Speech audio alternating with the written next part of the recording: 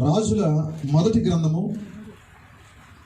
3వ అధ్యాయము 16వ వచనం మనం చదువుకుందాం. ఇప్పుడు 16 నుండి. తరువాత వేశ్యలైన ఇద్దరు స్త్రీలు రాజునొద్దకు వచ్చి అతని ముందర నిలిచిరి. వారిలో ఒకతే ఇట్లు మనవి చేశాను, నా ఏలినవాడా చిత్తగించుము, నేనును ఈ స్త్రీయు ఒక ఇంట్లో నివసించున్నాము. దానితో కూడా ఇంటిలో ఉండి నేను ఒక పిల్లను కంటిని. నేను కనిన మూడవ దినమున అదియు పిల్లను కనెను. మేమిద్దరము కూడా నున్నాము. మేమిద్దరము తప్ప ఇంటిలో మరెవరునూ లేరు. అయితే రాత్రి అందు ఇది పడకలో తన పిల్ల మీద పడగా అది చచ్చెను. కాబట్టి మధ్యరాత్రి ఇది లేచి నీ దాసినైన నేను నిద్రించుచుండగా వచ్చి నా ప్రక్కలో నుండి నా బిడ్డను తీసుకుని తన కౌగిటిలో పెట్టుకుని చచ్చిన తన పిల్లను నా కౌగిటిలో ఉంచెను. ఉదయమున నేను లేచి నా పిల్లకు నేను పాలియ చూడగా అది చచ్చినదాయెను. తరువాత ఉదయమున నేను పిల్లను నిదానించి చూచినప్పుడు వాడు నా కడుపున పుట్టినవాడు కాడని నేను తెలుసుకుంటుని. అంతలో రెండవ స్త్రీ అది కాదు బ్రతికి ఉన్నది నా బిడ్డ చచ్చినది దాని బిడ్డ అని చెప్పగా ఆమె కాదు చచ్చినదే నీ బిడ్డ బ్రతికి ఉన్నది నా బిడ్డ అనెను. ఈ ప్రకారముగా వారు రాజు సముఖమున మనవి చేయగా రాజు బ్రతికి ఉన్నది నా బిడ్డ చచ్చినది నీ బిడ్డ అని ఒకటియు రెండవది అలాగూ కాదు చచ్చినది నీ బిడ్డ బ్రతికి ఉన్నది నా బిడ్డ అని చెప్పుచున్నది. కనుక కత్తి తెమ్మని ఆజ్ఞ ఇచ్చెను. వారు ఒక కత్తి రాజు సన్నిధికి తేగా ఒక కత్తి రాజు సన్నిధి తేగా రాజు 2 భాగములుగా బ్రతికియుండు బిడ్డను చేసి సగము దీనికిని సగము దానికిని చెరి సగం ఇయ్యవలసినది ఆజ్ఞ ఇచ్చాను. అంతటా బ్రతికియున్న బిడ్డ యొక్క తల్లి తన బిడ్డ విషయమై పేగులు తరుగుకుని పోయింది. రాజునొద్ద నా ఏలినవాడా బిడ్డను ఎంత మాత్రమును చంపక దానికే ఇప్పించమని మనవి చేయగా ఆ రెండవ స్త్రీ అది నాదైనను దానిదైనను కాకుండా చెరి సగము చేయమనెను. నాదైనను కాకుండా చెరుసగం చేయమని. అందుకు రాజు బ్రతికి ఉన్న బిడ్డను ఎంత మాత్రమును చంపక మొదటి దానికి ఇయుడి. బ్రతికి ఉన్న బిడ్డను ఎంత మాత్రము చంపక మొదటి దానికి ఇయుడి. దాని తల్లి అదే అని తీర్పు తీర్చారు. అంతటా ఇశ్రాయేలీయులందరూ రాజు తీర్చిన తీర్పును గూర్చి విని న్యాయము విచారించుటయందు రాజు దైవ జ్ఞానము నొందినవాడని గ్రహించి అతనికి భయపడిరి. దేవుడు తన పరిశుద్ధ వాక్యమును మన వెనుకట్లో దీవించి ఆశీర్వదించును గాక. చదవబడిన వాక్యానికి దేవుడు తన పరిశుద్ధ ఆత్మను జత చేయను గాక. ప్రార్థన చేసుకుందాము. ఓన్లీ బిలీవ్ పాడదాం ప్రియులారా. Only believe, only believe, all things are possible. Only believe.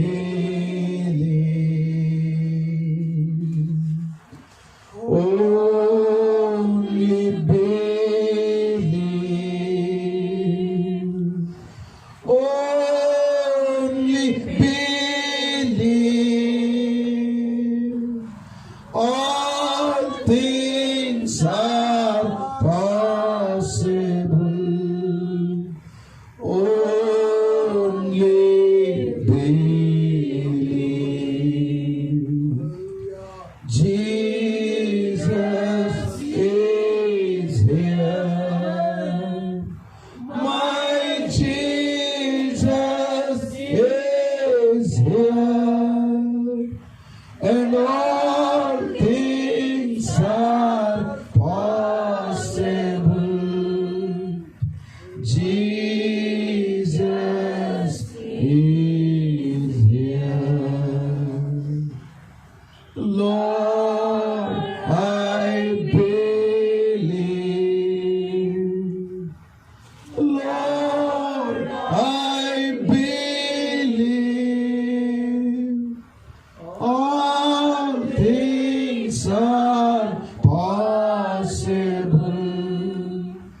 Lord, I believe.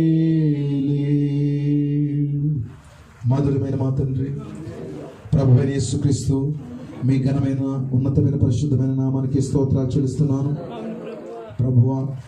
ప్రభువైన యేసుక్రీస్తు నామములో మేము ఈ ఆరాధన ప్రారంభించాము. నీ సన్నిధిని మాకు తోడుకొచ్చిన ప్రభువా, నీ సహాయాన్ని మాకు అందించిన ప్రభువా, ఓ దేవనాయన ఎంతవరకు నడిపించిన విధానం కొరకు నీకు వందనాలు. పాడి స్తుతించి నేను గణపరిచాం ప్రభువా, కానుకలు అర్పించడం ద్వారా కూడా నేను ఆరాధించాం ప్రభువా. ఇదిగో ఈ సమయంలో ప్రభువా కొన్ని మాటలు మేము వినాలని ప్రభువా, నీ వాక్యాలు మేము చదువుకున్నాము దేవా. ఇక్కడ నాయన అభిషేకం చనిపోకుండా మీరు కనికరించండి, కృప చూపించిన ప్రభువా. నాయన మా యొక్క బలముతో, మా చేతుల బలముతో నాయన పేజీలు మాత్రమే మేము తిరగేయగలమా ప్రభువా. నీ వాక్యానికి నీవే సొంత అనువాదకుడు అయి ఉన్నావు ప్రభువా. నీవే రంగం మీదకి రా ప్రభువా, మాట్లాడు దేవా. నీ ప్రజల హృదయాలను చూసి ప్రభువా సరైన సమయంలో ప్రభువా విత్తనాలు పెట్టే దేవుడు ప్రభువా, మీకే స్తోత్రాలు చెల్లిస్తున్నాను. నన్ను రంగం మీద తీసిడే ప్రభువా, ఈ స్థలం నుంచి నన్ను పక్కకి తప్పించు దేవా. నువ్వు రంగం మీదకి రా ప్రభువా, నువ్వు మాట్లాడు దేవా. నీ ప్రజలతో మాట్లాడు తండ్రి. వారి ప్రశ్నలకు జవాబులు తెచ్చేయండి. వారి హృదయాల్లో ఆయన ఉన్న ఆలోచనలు బట్టి నువ్వు మాట్లాడమని ప్రార్థన చేస్తున్నాడు.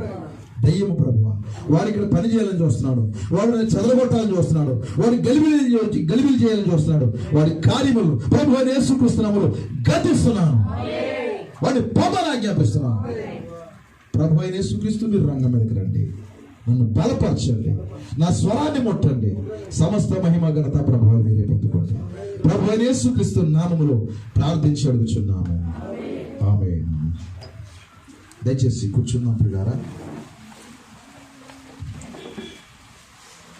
మన ప్రభు అయిన యేసుక్రీస్తు ఘన శుభనామానికి మరొకసారి మహిమ ఘనత ప్రభావములు కలుగును గాక.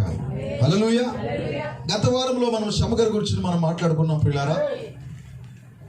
మరి ఫిలిష్తీయులు వచ్చి పంట పండుతున్నప్పుడల్లా వచ్చి ఏం చేస్తున్నారు? పండిన తర్వాత పంటను పట్టుకెళ్ళిపోతున్నారు. నిజమేనండి. సంఘ కాలాల్లో ఏం జరిగిందో మీకు చెప్పాను. లోదరు వచ్చి దాన్ని విత్తనం వేస్తున్నప్పుడు మళ్ళా అది శాఖగా మారిపోయి ఆ సంస్థ నాయకులందరూ ఆ పంటను పట్టుకెళ్ళిపోతున్నారు. వేసిరి వచ్చి దాన్ని పంటను వేస్తున్నప్పుడు మరలా అది సంస్థగా మారిపోయి ఆ సంస్థలోని వారు ఏం చేస్తారు? ఆ పంటను పట్టుకెళ్ళిపోతున్నారు.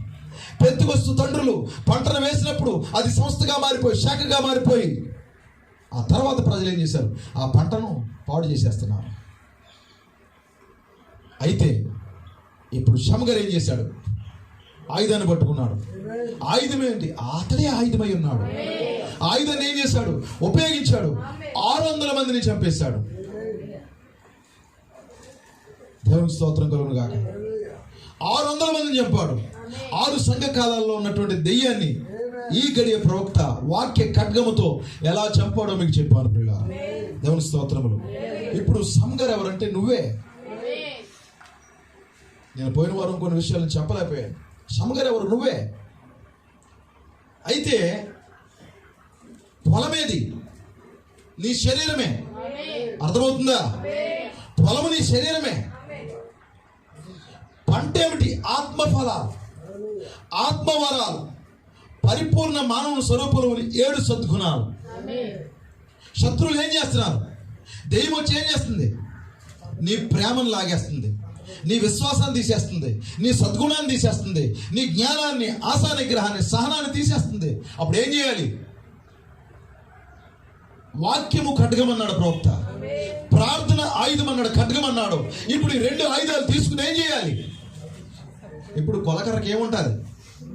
ఎదర ఉంటుంది, వెనకాల కూడా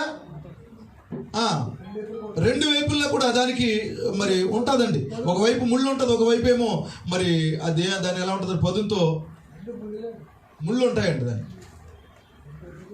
నీకు వాక్యము, ప్రార్థన, ఇది ఒకటే ఆయుధం. 2 అంచులు కదా వాడి గల ఖడ్గం అది. ఆ ఖడ్గాన్ని తీసుకుని ఫిలిష్తీయుల్ని ఎక్కడి నుంచి తరమాలి? నీ శరీరంలో ఉన్న ఫిలిష్తీయుల్ని చంపాలి నువ్వు. దేవుని స్తోత్రం కలుగును గాక. ఫిలిష్తీయుల్ని చంపడం అంటే ఎక్కడో కాదు, నీ కోపమే ఫిలిష్తీయుడు, నీ శరీరమే. ఓ ప్రియమైన దేవుని బిడ్డ, అది తోటది, అది భూమది. విత్తనాలు జరుగుతున్నాను, వాక్యాన్ని వేస్తున్నాను మీ లోపల, మీ హృదయాల లోపల. దెయ్యం వచ్చి వాటిని పట్టుకెళ్ళిపోతున్నాడు. దెయ్యం పట్టుకెళ్ళిపోతున్నప్పుడు నువ్వేం చేయాలి? ఆయుధం తీసుకోవాలి. ప్రార్థనని ఆయుధం తీసుకోవాలి, వాక్యపు ఆయుధం తీసుకోవాలి, విశ్వాసాన్ని తీసుకోవాలి. ఇవి ఏదైతే పోగొట్టుకున్నావో వాటన్నిటిని మళ్ళీ తిరిగి సమకూర్చుకోవాలి. దేవుని కుమారుడు, దేవుని కుమార్తె, పోరాటం నీ లోపలే ఉంది. నీ లోపలే యుద్ధ రంగం. ఇదంతా యుద్ధం జరుగుతుంది. దెయ్యం వచ్చి నీ ఆనందాన్ని, నీ సంతోషాన్ని, నీకున్న సమస్తాన్ని తీసుకెళ్ళిపోతుంటే ఖాళీగా ఎందుకు కూర్చుంటావు? నువ్వు నెలల తరబడి కట్టుకున్నటువంటి భక్తి జీవితాన్ని వాడు ఒక్క క్షణంలో తీసి పడేస్తుంటే ఖాళీగా ఎందుకు కూర్చుంటున్నారు? వచ్చి నెలల తరబడి పంట పండిస్తుంటే శత్రువు వచ్చి ఆఖరిని వచ్చి వాడు ఆ పంట తీసుకుని వెళ్ళిపోతుంటే సమగారు ఎందుకు ఊరుకుంటాడు? నువ్వెంతో యథార్థంగా, ఎంతో భక్తిగా నువ్వు మారు మనసు పొందిన తొలి దినాల నుంచి ఇప్పటి వరకు నీ జీవితాన్ని కాపాడుకుంటూ వచ్చి బహుమానం పొందుకునే సమయంలో వాడొచ్చి నీ బహుమానాలు అపహరిస్తుంటే నువ్వెందుకు ఖాళీ కూర్చుంటున్నావు? నువ్వెందుకు సైలెంట్గా ఉంటున్నావు? తీసుకోండి ఆయుధాలు. అపవాది తంత్రములు ఎదిరించండి. శక్తిగల ఆయుధాలు తీసుకోండి. విశ్వాసపు డాలు తీసుకోండి. సత్యమైన దట్టి తీసుకోండి. హల్లెలూయా. శిరస్త్రాణం తీసుకోండి. మరి దట్టి తీసుకోండి. ప్రియమైన దేవుని ప్రజలారా, పాదములకు సువార్తన మరి సిద్ధ మనసు జోడు తొడగండి. వాక్య ఖడ్గాన్ని తీసుకోండి. అపవాదిని ఎదిరించండి. ఎక్కడ ఏదో మరి ప్రియమైన దేవుని ప్రజలారా, మనం కత్తి యుద్ధాలు చేయడానికి ఇది ఈ physical, you are not physical warrior. నువ్వేమో శరీర సంబంధమైన యోధుడు కాదు. You are not physical soldier. నువ్వు శరీర సంబంధమైన సైనికుడు కాదు, నువ్వు ఆత్మ సంబంధమైన సైనికుడివి. దయచేసి ఇప్పుడు నీ యొక్క ఇదే పంట భూమి హృదయంలోకి వెళ్ళనివ్వకుండా, అది పండనివ్వకుండా, పండిన పంటను మరి వాక్యం ఫలిస్తుంటే శత్రువు వచ్చి దాన్ని చెదరగొట్టేస్తున్నాడు, పాడు చేసేస్తున్నాడు. ఏం చేస్తున్నావు ఖాళీగా ఉండి? ఓ శ్రమగారు, నువ్వు లే, ఆత్మఫలాలు ఫలించు, నీ పంటను సమకూర్చుకో, వెళ్ళు, తండ్రికి ఇవి ఆ పంటను, ఈ అన్నీ పట్టుకుని వెళ్ళి యజమానుడికి ఇవి. దేవునికి స్తోత్రం కలుగును గాక. ఈరోజు మనము కొన్ని విషయాలు చూద్దాము. మరి శ్రమగారి గురించి ఇంకా అనేక విషయాలు మరి ఉన్నప్పటికీ కూడా దేవుని చిత్తమైతే మరలా ఎప్పుడైనా మీతో నేను మాట్లాడతాను. ఇప్పుడు సొలొమోను ఇద్దరు వేశ్యల గురించి మనం మాట్లాడుకుందాం పిల్లలు. చాలా మరి షార్ట్ మెసేజ్ ఈరోజు నేను చెప్పాలనుకుంటున్నాను. 12 గంటల లోపులోనే మెసేజ్ అయిపోద్ది. దయచేసి దేవుని చిత్తాన్ని బట్టి మరలా మనకి మరి ఉన్నాయి కాబట్టి మనము విందాము. దేవుని స్తోత్రము. సాయంకాలం అందరూ కూడా త్వరగా కూడుకుందాము. 7 కల్లా స్టార్ట్ చేద్దాము. మీరందరూ కూడా ప్రార్థనాపూర్వకంగా ఉండండి. తరువాత వేశ్యలేని 2 స్త్రీలు రాజు వద్దకు వచ్చి అతని ముందర నిలిచిరి. పిల్లారా, మరి దేవుడు సొలొమోన్ని రాజుగా ఎన్నుకున్నాడు. రాజుగా ఎన్నుకున్న తర్వాత అతనికి దేవుడు జ్ఞానం ఇచ్చాడు. మరి గొప్ప జ్ఞానం ఇచ్చిన తర్వాత అతడు ప్రార్థన చేస్తాడు. మంచి ప్రార్థన కూడా చేస్తాడండి అతను. అక్కడ 4వ వచనంలో, 3వ అధ్యాయం 4వ వచనంలో, గిబియోను ఉన్నతమైన స్థలమై ఉండును గనుక బలులు అర్పించుటకి రాజు అక్కడికి పోయి బలిపీఠ మీద 1000 దహన బలులు అర్పించును. గిబియోనులో యెహోవా రాత్రి వేళ స్వప్నమందు సొలొమోనుకు ప్రత్యక్షమై, నేను నీకు దేని చుట్టూ నీకు ఇష్టమో దాన్ని అడుగుమని దేవుడు అతనితో సెలవేయగా. హల్లెలూయా. సొలొమోను ఎలాగో మనవి చేసి, నీ దాసుడునగు నా తండ్రి అయిన దావీదు నీ దృష్టికి అనుకూలంగా సత్యమును నీతిని అనుసరించి యథార్థమైన మనస్సు గలవాడే ప్రవర్తించను కనుక నీవు అతని ఎడల పరిపూర్ణ కటాక్షం అగుపరిచి ఈ దినమున్నట్లుగా అతని సింహాసనం మీద అతని కుమారుని కూర్చుండబెట్టి అతని యందు మహాకృప చూపి ఉన్నావు. ప్రార్థన చేస్తానండి. మరి అంత అద్భుతమైన ప్రార్థన, ఒక చక్కటి ప్రార్థన అతను చేస్తున్నాడు. ప్రియులారా, నా దేవ యెహోవా, నువ్వు నా తండ్రి దావీదునికి బదులుగా నీ దాసునైన నన్ను రాజుగా నియమించున్నావు. అయితే నేను బాలుడును, కార్యములు జరుపుటకు నాకు బుద్ధి లేదు, బుద్ధి చాలదు. I'm child. తగ్గించుకుంటున్నాడు దేవుని పిల్లలారా. దేవుని సన్నిధిలో ఎవరైతే యథార్థంగా తగ్గించుకుంటారో వారి పట్ల దేవుడు కార్యం చేస్తాడు. నేను మరి చూడండి, పసి బాలురికే దేవుడు మరి తన జ్ఞానాన్ని అనుగ్రహిస్తున్నాడు అండి. జ్ఞానులకి మరి దేవుడు మరుగుపరిచి పసి బాలురికి దేవుడు వాక్యాన్ని బయలుపరుస్తున్నాడు. పసి బాలురికి దేవుడు మర్మాలు బయలుపరుస్తున్నాడు. ప్రియులారా, నువ్వు ఎప్పుడైనా నేర్చుకునే బిడ్డగా ఉంటే దేవుడు నేర్పిస్తాడు. నాకు అన్నీ తెలుసు అనుకుంటే దేవుడు ఏమి నేర్పించడు. ప్రియులారా, ఈరోజు చాలా మంది నాకు అన్నీ తెలుసు, నాకు అంతా అర్థమైపోయింది, నాకు ఏమీ చెప్పక్కర్లేదు అనే స్థితిలో కొనసాగిపోతున్నారండి. ఎందుకంటే వర్తమానాలు ఉన్నాయి, కోడ్స్ ఉన్నాయి. ఇప్పుడు బైబిల్లో రెఫరెన్స్లు వెతికే విధానం మరి చాలా ఈజీ అయిపోయింది. కోడ్స్ తీసేయచ్చు. ఒకవేళ ఇంగ్లీష్ రాజుకు రాకపోయినా తర్జుమా చేసేసుకునే ట్రాన్స్లేటర్లు కూడా మరి మనకు నెట్లోనే డౌన్లోడ్ చేసేసుకుంటున్నాము. అవి తప్పుడు అర్థాలు ఎత్తాయి. అలా నెట్లో వచ్చి డౌన్లోడ్ చేసుకున్న ఏదైనా ట్రాన్స్లేట్ చేస్తుంటే ఏమవుతుందంటే అది ఒకలాగుంటే ఇది ఇంకోలా చెప్తుంది, అర్థం మారిపోద్ది. అందుకే దేవుడు విషయాన్ని మాత్రం మరుగ్గా లోపల ఉంచుతాడండి. ఎన్ని జరిగిపోయిన ఎన్ని కోడ్స్ పుస్తకాలు వేసేసినా విషయాన్ని మాత్రం దేవుడు మరుగ్గా ఉంచి ఎప్పుడు ఎవరికి ఎలా బయలుపరచాలో అలాగే బయలుపరుస్తాడు దేవుడు. హల్లెలూయా. కానీ ఎప్పుడు కూడా నేర్చుకునే పిల్లలకే అతను అన్నాడు, నేను బాలుడును, కార్యములు జరుపుటకు నాకు బుద్ధి చాలదు. హల్లెలూయా. కార్యములు జరుపుటకు నాకు బుద్ధి చాలదు అని మాట్లాడుతున్నాడండి. నీ దాసునైన నేను నీవు కోరుకుని నా జనుల మధ్య ఉన్నాను. వారు విస్తరించి ఉన్నదని వారిని లెక్క పెట్టుటయు వారి విశాల దేశమును తనిఖీ చేయుటయు అసాధ్యము. ఎంత గొప్పదైన నీ జనమునకు న్యాయం తీర్చగలవాడు ఎవడు? అతడు జ్ఞానండి, తెలుగుగా ప్రత్యుత్తరములు ఇచ్చే గొప్ప వ్యక్తి అండి. అయినప్పటికీ కూడా అతను తగ్గించుకున్నాడు. ప్రియమైన దేవుని పిల్లలారా, హల్లెలూయా.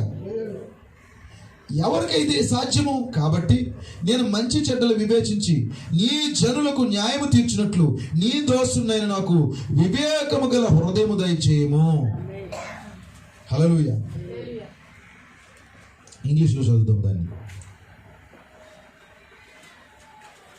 ఏంటి?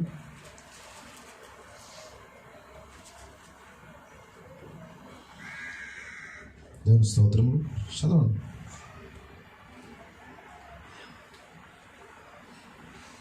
ఎవరు చదవలేరా? నేను చదవలేక నువ్వు చదవలేక మరి ఎలాగా? నీకు రాకపోయి నాకు రాకపోయి ఏంటి? చదవండి అయ్యా. బైబిల్ లేవా? ఇంగ్లీష్ బైబిల్ లేదా? ఇంగ్లీష్ ఏదో మాట్లాడేద్దారని కాదు, దయచేసి తప్పుగా అర్థం చేసుకోకండి. ఏమన్నాడు?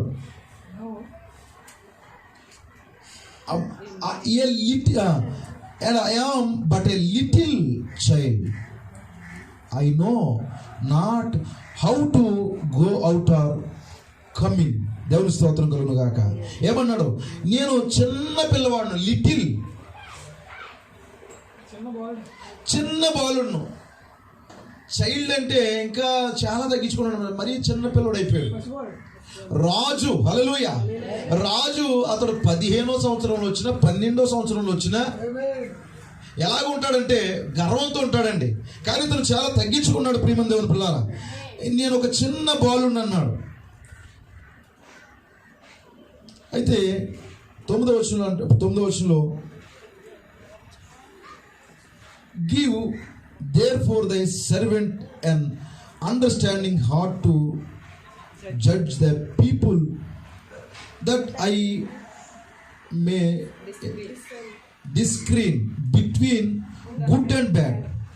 For who is able to judge this thy so great a people? దేవుని స్తోత్రం కలుగును గాక. తన ప్రజలను తక్కువ చేయట్లేదండి. హల్లెలూయా. తన ప్రజలను తక్కువ చేయకుండా ఈ గొప్ప జనమునకు ఎవరు న్యాయం తీర్చగలరు ప్రభువా? మంచి చెడులు ఎవరు చెప్పగలరు? దేవుని స్తోత్రం కలుగును గాక. ప్రార్థన కూడా ఎలా ఉండాలండి? హల్లెలూయా. ప్రార్థన కూడా ఈ విధంగా ఉండాలి. మరి చూడండి, పరిసయ్యుడు చేశాడు ప్రార్థన. ఏమని చేశాడు ప్రార్థన? ప్రభువా నేనంటే ఏంటో తెలుసా నీకు? నేను ఏమయ్యానో తెలుసా? నేను ఎలాంటి వాడినో తెలుసా? నేను ఆళ్ళాంటోని కాదు ప్రభువా, నేనేంటనుకున్నావు అంటే ఆ మాత్రం కూడా ప్రభువుకు తెలియదున్నట్టుగా ప్రార్థన చేస్తాడు. సొంకరేమని ప్రార్థన చేస్తున్నాడు. ఆకాశము తట్టు చేతులెత్తి ప్రార్థన చేయడానికి, కన్నులెత్తి చూడడానికి కూడా ధైర్యం చాలక, ఓ నేను పాపిని ప్రభువా, I am a sinner lord, నేను పాపిని ప్రభువా, హల్లెలూయా, దయచేసి నన్ను కనికరించు ప్రభువా.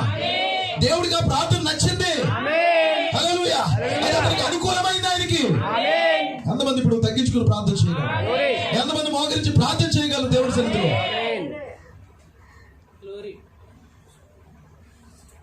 దేవుని ముందు తను తగ్గించుకుని తన స్థానాన్ని చిన్నది చేసుకుని, యెరూషలేములోనే ప్రపంచంలోనే గొప్ప చారిత్రాత్మకమైన పట్టణానికి దావీదు లాంటి గొప్ప రాజు తర్వాత రాజు అయిన వ్యక్తికి ఎలా ఉండాలి?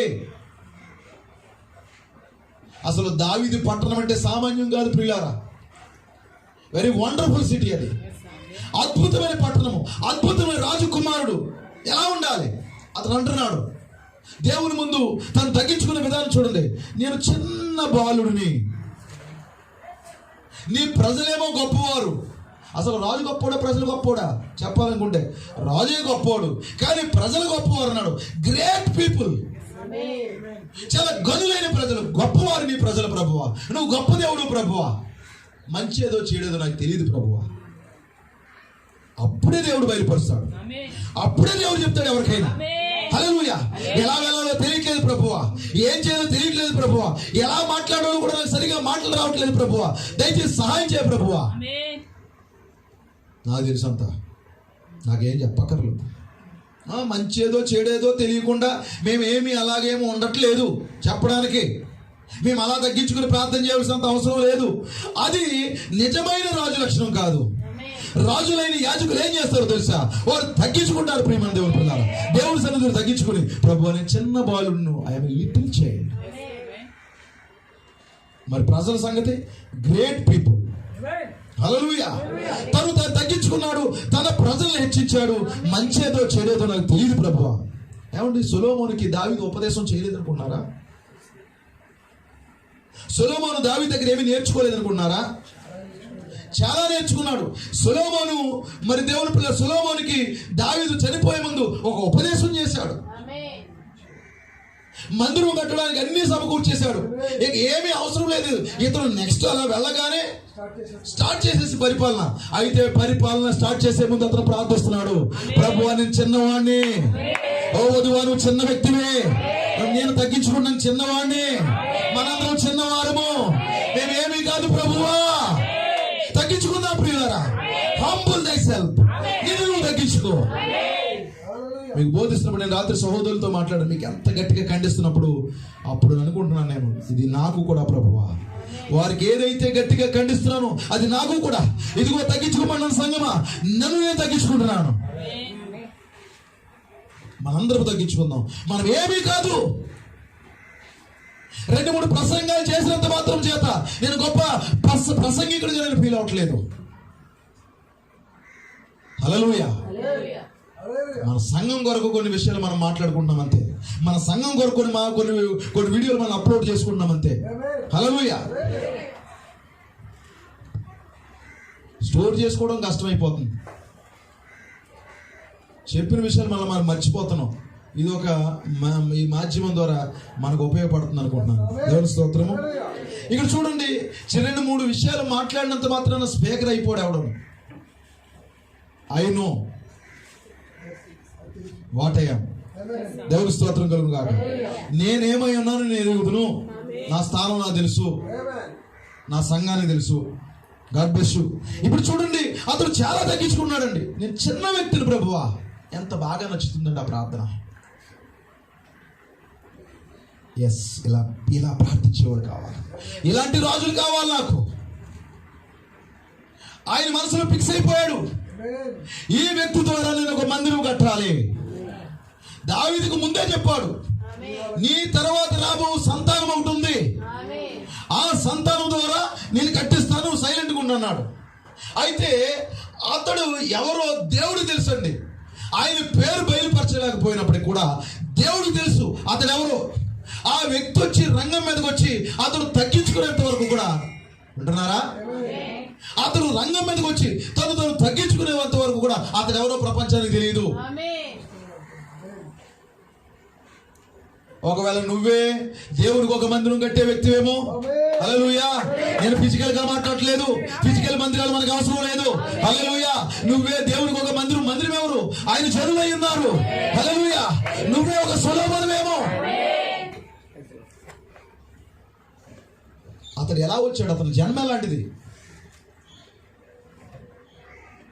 దావీదు బెత్షెబతో పాపం చేశాడు. ముందు పుట్టిన బిడ్డ చనిపోయింది.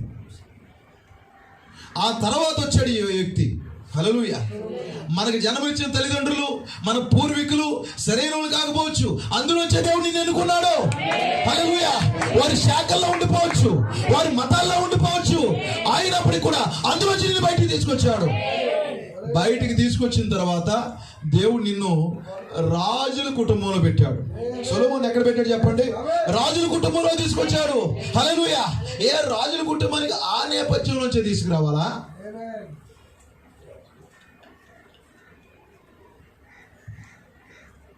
ఇది చాలా కొంచెం గందరగోళంగా విమర్శకులకి ఇలా కనపడుతుంది ప్రియులారా. విమర్శకులకి విమర్శనాత్మకంగా కనపడుతుంది, కానీ దేవుడు తెలుసు సమస్తము కూడా. హల్లెలూయా. అందులోంచి ఎందుకు తీసుకురావాలి? మోయాబీలు అంటే ఎవరు? బెన్నమి కుమారుడు. బెన్యామీన్ కాదండి, బెన్నమి ఎవరు? లోతు సంతానం. అక్రమ సంతానంలోంచి మోయాబీలు నుంచి రూతుని తీసుకొచ్చాడు దేవుడు. హల్లెలూయా. ఎందుకు దేవుడు తీసుకొస్తున్నాడు? బెత్షెబా దగ్గర ఎందుకు తీసుకొచ్చాడు దేవుడు? ఒకవేళ వారిని దేవుడు అక్కడ తీసుకురాకపోతే నిన్ను నన్ను తీసుకురావడానికి మనం అర్హులం కాదు. మనం ఎవరు అంటే మంచి దేవుని సేవకులకు పుట్టిన పిల్లలమైతేనే మనం అర్హులం అవుతాం. వాళ్ళ దేవుడు వద్దనుకుంటే నిన్ను వద్దనుకోవాలి. ఇప్పుడు దేవుడు నిన్ను తీసుకొచ్చాడంటే అది కరెక్టే. దేవునికి మహిమ కలుగును గాక. హల్లెలూయా. ఓ మన పూర్వీకులు, మన పూర్వస్తులు, మన కుటుంబ సభ్యులు అసలు క్రైస్తవులే కాదు, వారికి దేవుడే తెలియదు. అలాంటి పరిస్థితుల నుంచి దేవుడిని ఎన్నుకోలేదా? హల్లెలూయా. ఎందుకు ఎన్నుకున్నాడు? నువ్వు చేస్తావు ఒక ప్రార్థన, నువ్వు సమర్పించుకుంటావు. సింహాసనం మీద ఉండి ఆజ్ఞాపించట్లేదండి, పులిపేట దగ్గర వచ్చి మోకరిస్తున్నాడు. హల్లెలూయా. తను తగ్గించుకున్నాడు. దేవా నేను చిన్నవాడిని, దేవా నేను ఎన్నిక లేనివాడిని. ఏమండి, ఎటువంటి రాజ కుటుంబ నేపథ్యం నుంచి వచ్చినాడా? కాదు. యుద్ధాలు ఇవన్నీ వాళ్ళ ఇంట్లో వాతావరణం లేదా? ఉన్నది. యుద్ధ వాతావరణం తెలుసు, సైనికులు తెలుసు, మరి ఉద్యానవనాలు తెలుసు, ఆ తండ్రి ఎలా మాట్లాడుతుందో తెలుసు, ఎన్ని కష్టాలు పడ్డాడో తెలుసు. అయితే అతను అన్నాడు, నా అనుభవాలు సరిపో ప్రభువా. చాలాసార్లు చాలా మంది క్రైస్తవులు చెప్పేది ఏంటి?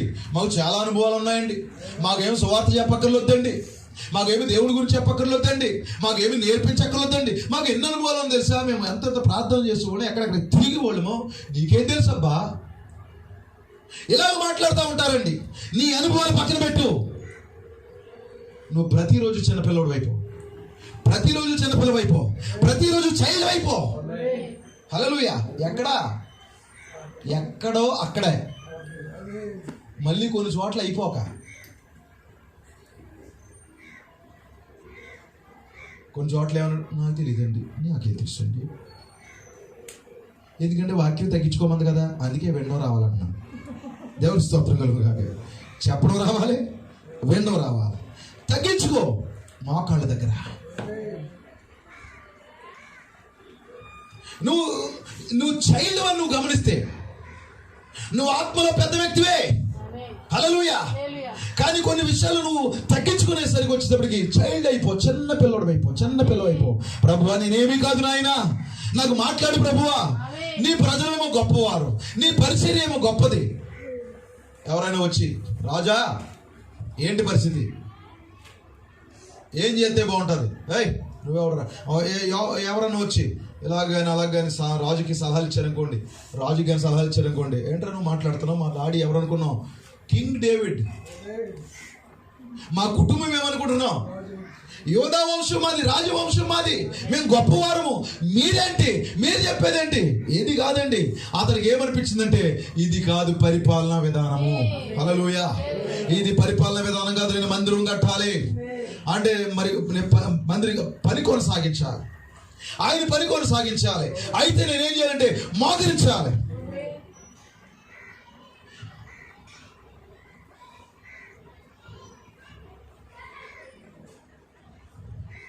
దేవునికి స్తోత్రం కలుగును గాక. ఎప్పుడైతే నువ్వు తగ్గించుకున్నావో ఇక్కడ ఏం జరిగింది చూడండి. సొలొమోను చేసిన ఈ మనవి ప్రభువునకు అనుకూలమైన గనుక. హల్లెలూయా. And the speech pleased the Lord that Solomon had asked this thing. Pleased అంటే అర్థం ఏంటి? ప్లీజ్డ్ చూడండి అంటే అతని మనవి అదేనా? దేవుని స్తోత్రం కలుగును గాక. సొలొమోను చేసినటువంటి ఆ తగ్గింపు ప్రార్థన అయ్యా అంటే అడిగే విధానం అండి, విన్నపం. దయచేసి మాకు ఎలా చేయగరా, దయచేసి మా కొరకు ఎలా చేయరా. హల్లెలూయా. ఈ యొక్క సమీపించే విధానం వచ్చిందండి. అతడు రాజులాగా రావట్లేదండి దేవుని సన్నిధికి, అంటున్నారా? అతడు రాజులాగా రావట్లేదండి. చూడండి, సమీపించే విధానం కూడా రావాలండి. ఒక స్త్రీ ఏం చేసింది? ప్రభువైన యేసు పాదాలను పట్టుకుందండి. చూడండి, ఆమె రక్తస్రావం గల స్త్రీ ఏం చేసింది చెప్పండి? మరి భయపడి వణుకుతూ వచ్చి ఆయన వస్త్రం చెంగు ముట్టుకుంది, ప్రభావాన్ని లాగేసింది. ఇప్పుడు ఆయనలో ఉన్నటువంటి ప్రభావాన్ని లాగింది, విశ్వాసాన్ని విడుదల చేసింది. హల్లెలూయా. అప్పుడు ఏం జరిగింది? స్వస్థత పడ్డాది. ఇప్పుడు అనేక మంది ముట్టుకున్నారు, తాగుతున్నారు, కలవరశీనులు ఆయన వస్త్రాలే పంచుకున్నారు. ఏమైనా జరిగిందా? ఏమీ జరగలేదు. ఎందుకంటే ఆమె వెళ్ళే విధానం వేరుగా ఉంది. హల్లెలూయా. ఇప్పుడు చూడండి, కనాను స్త్రీ ఏం చేస్తుంది? ప్రభువా, దావీదు కుమారుడా, నన్ను కరుణించు, నన్ను కరుణించు. ఏయ్ కుక్క, నువ్వు రాకన్నా. అవును ప్రభువా, నేను కుక్కనే ప్రభువా. దేవునికి స్తోత్రం కలుగును గాక. నేను కుక్కనే ప్రభువా, నువ్వు యజమానుడు ప్రభువా, ఏదైనా ఉంటే పడే ప్రభువా, నేను తీసుకుంటాను ప్రభువా. వచ్చే విధానం వచ్చాలి దేవునికి. దేవుని స్తోత్రం కలుగును గాక. ఇది కాపరి దగ్గర నుంచి విశ్వాసం వరకు అదే విధానం పాటించాలి. ఎవరు హెచ్చించుకున్నా నేను కాబట్టి మొనగాడిని, నేనంత సేవ చేస్తున్నాను అనుకుంటే మొనగాళ్ళని అందరూ మొనలు తిరిగిన వాళ్ళు అందరూ కూడా మరి ఈరోజు నిద్రపోతున్నారు, ఏమీ చేయలేకపోతున్నారు. హల్లెలూయా. వారి జీవితంలో విజయాలు లేకుండా అయిపోయి అపజయాలు, రాజీ పడిపోయారు చాలా మంది. తగ్గించుకుందాం ప్రియమంది. అతడు చేసిన మనవి చాలా మరి దీన ప్రార్థన. ప్లీజ్ అంటే ఏమని చెప్పుకోవచ్చు? దీన ప్రార్థన. చూడండి, ఎవరికైనా పెద్దవారికి మనం లెటర్ రాసినప్పుడు తమరు గౌరవనీయులు తమరు దయతలిచి మాకు ఇలా చేయండి, ఎంత బాగా చెప్తామండి. అందులో ఏది తేడా వచ్చినా కలెక్టర్ అనే నువ్వు నాకు మరి ఇలా చెయ్యాలి, నాకు ఒక్క ఉంది ఇక్కడ, నువ్వు చేయకపోతే మర్యాదగా ఉండదు, చేస్తావని ఎదురు చూద్దాం, చెయ్యకపోతే ఏం జరుగుతుందో చూసుకో. కలెక్టర్ దాకా అది ఏమి వెళ్ళదు. అది వెళ్ళినా నీ మీద లీగల్గా చర్య తీసుకునే అవకాశం ఉంది. తమరు పూజనీయులు, గౌరవనీయులు, ఇంగ్లీష్లో రెస్పెక్టెడ్. దేవుని స్తోత్రం, రెస్పెక్ట్. ఆ రెస్పెక్ట్ ఇచ్చి ఈ విధముగా తమరు నా యెడల దయతలిచి చేయుదురని మనం చేసుకుంటాం. ఇట్లు తమ భవదేయులు విధేయులు. హల్లెలూయా. భూలోకములో ఉన్నటువంటి వ్యక్తి దగ్గరికి అంత జాగ్రత్తగా తగ్గించుకుని వెళితే మరి పరలోకపు రాజు, హల్లెలూయా, ఆ గొప్ప మరి దేవుడు, సర్వ సృష్టికర్తకి నువ్వు ఏ విధంగా రావాలి ఆయన దగ్గరికి? ఎవరికి మహిమ కలుగును గాక.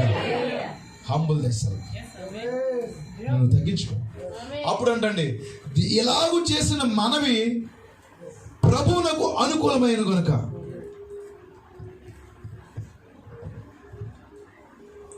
దేవుడు అతనికి ఇలాగూ సెలవిచ్చింది.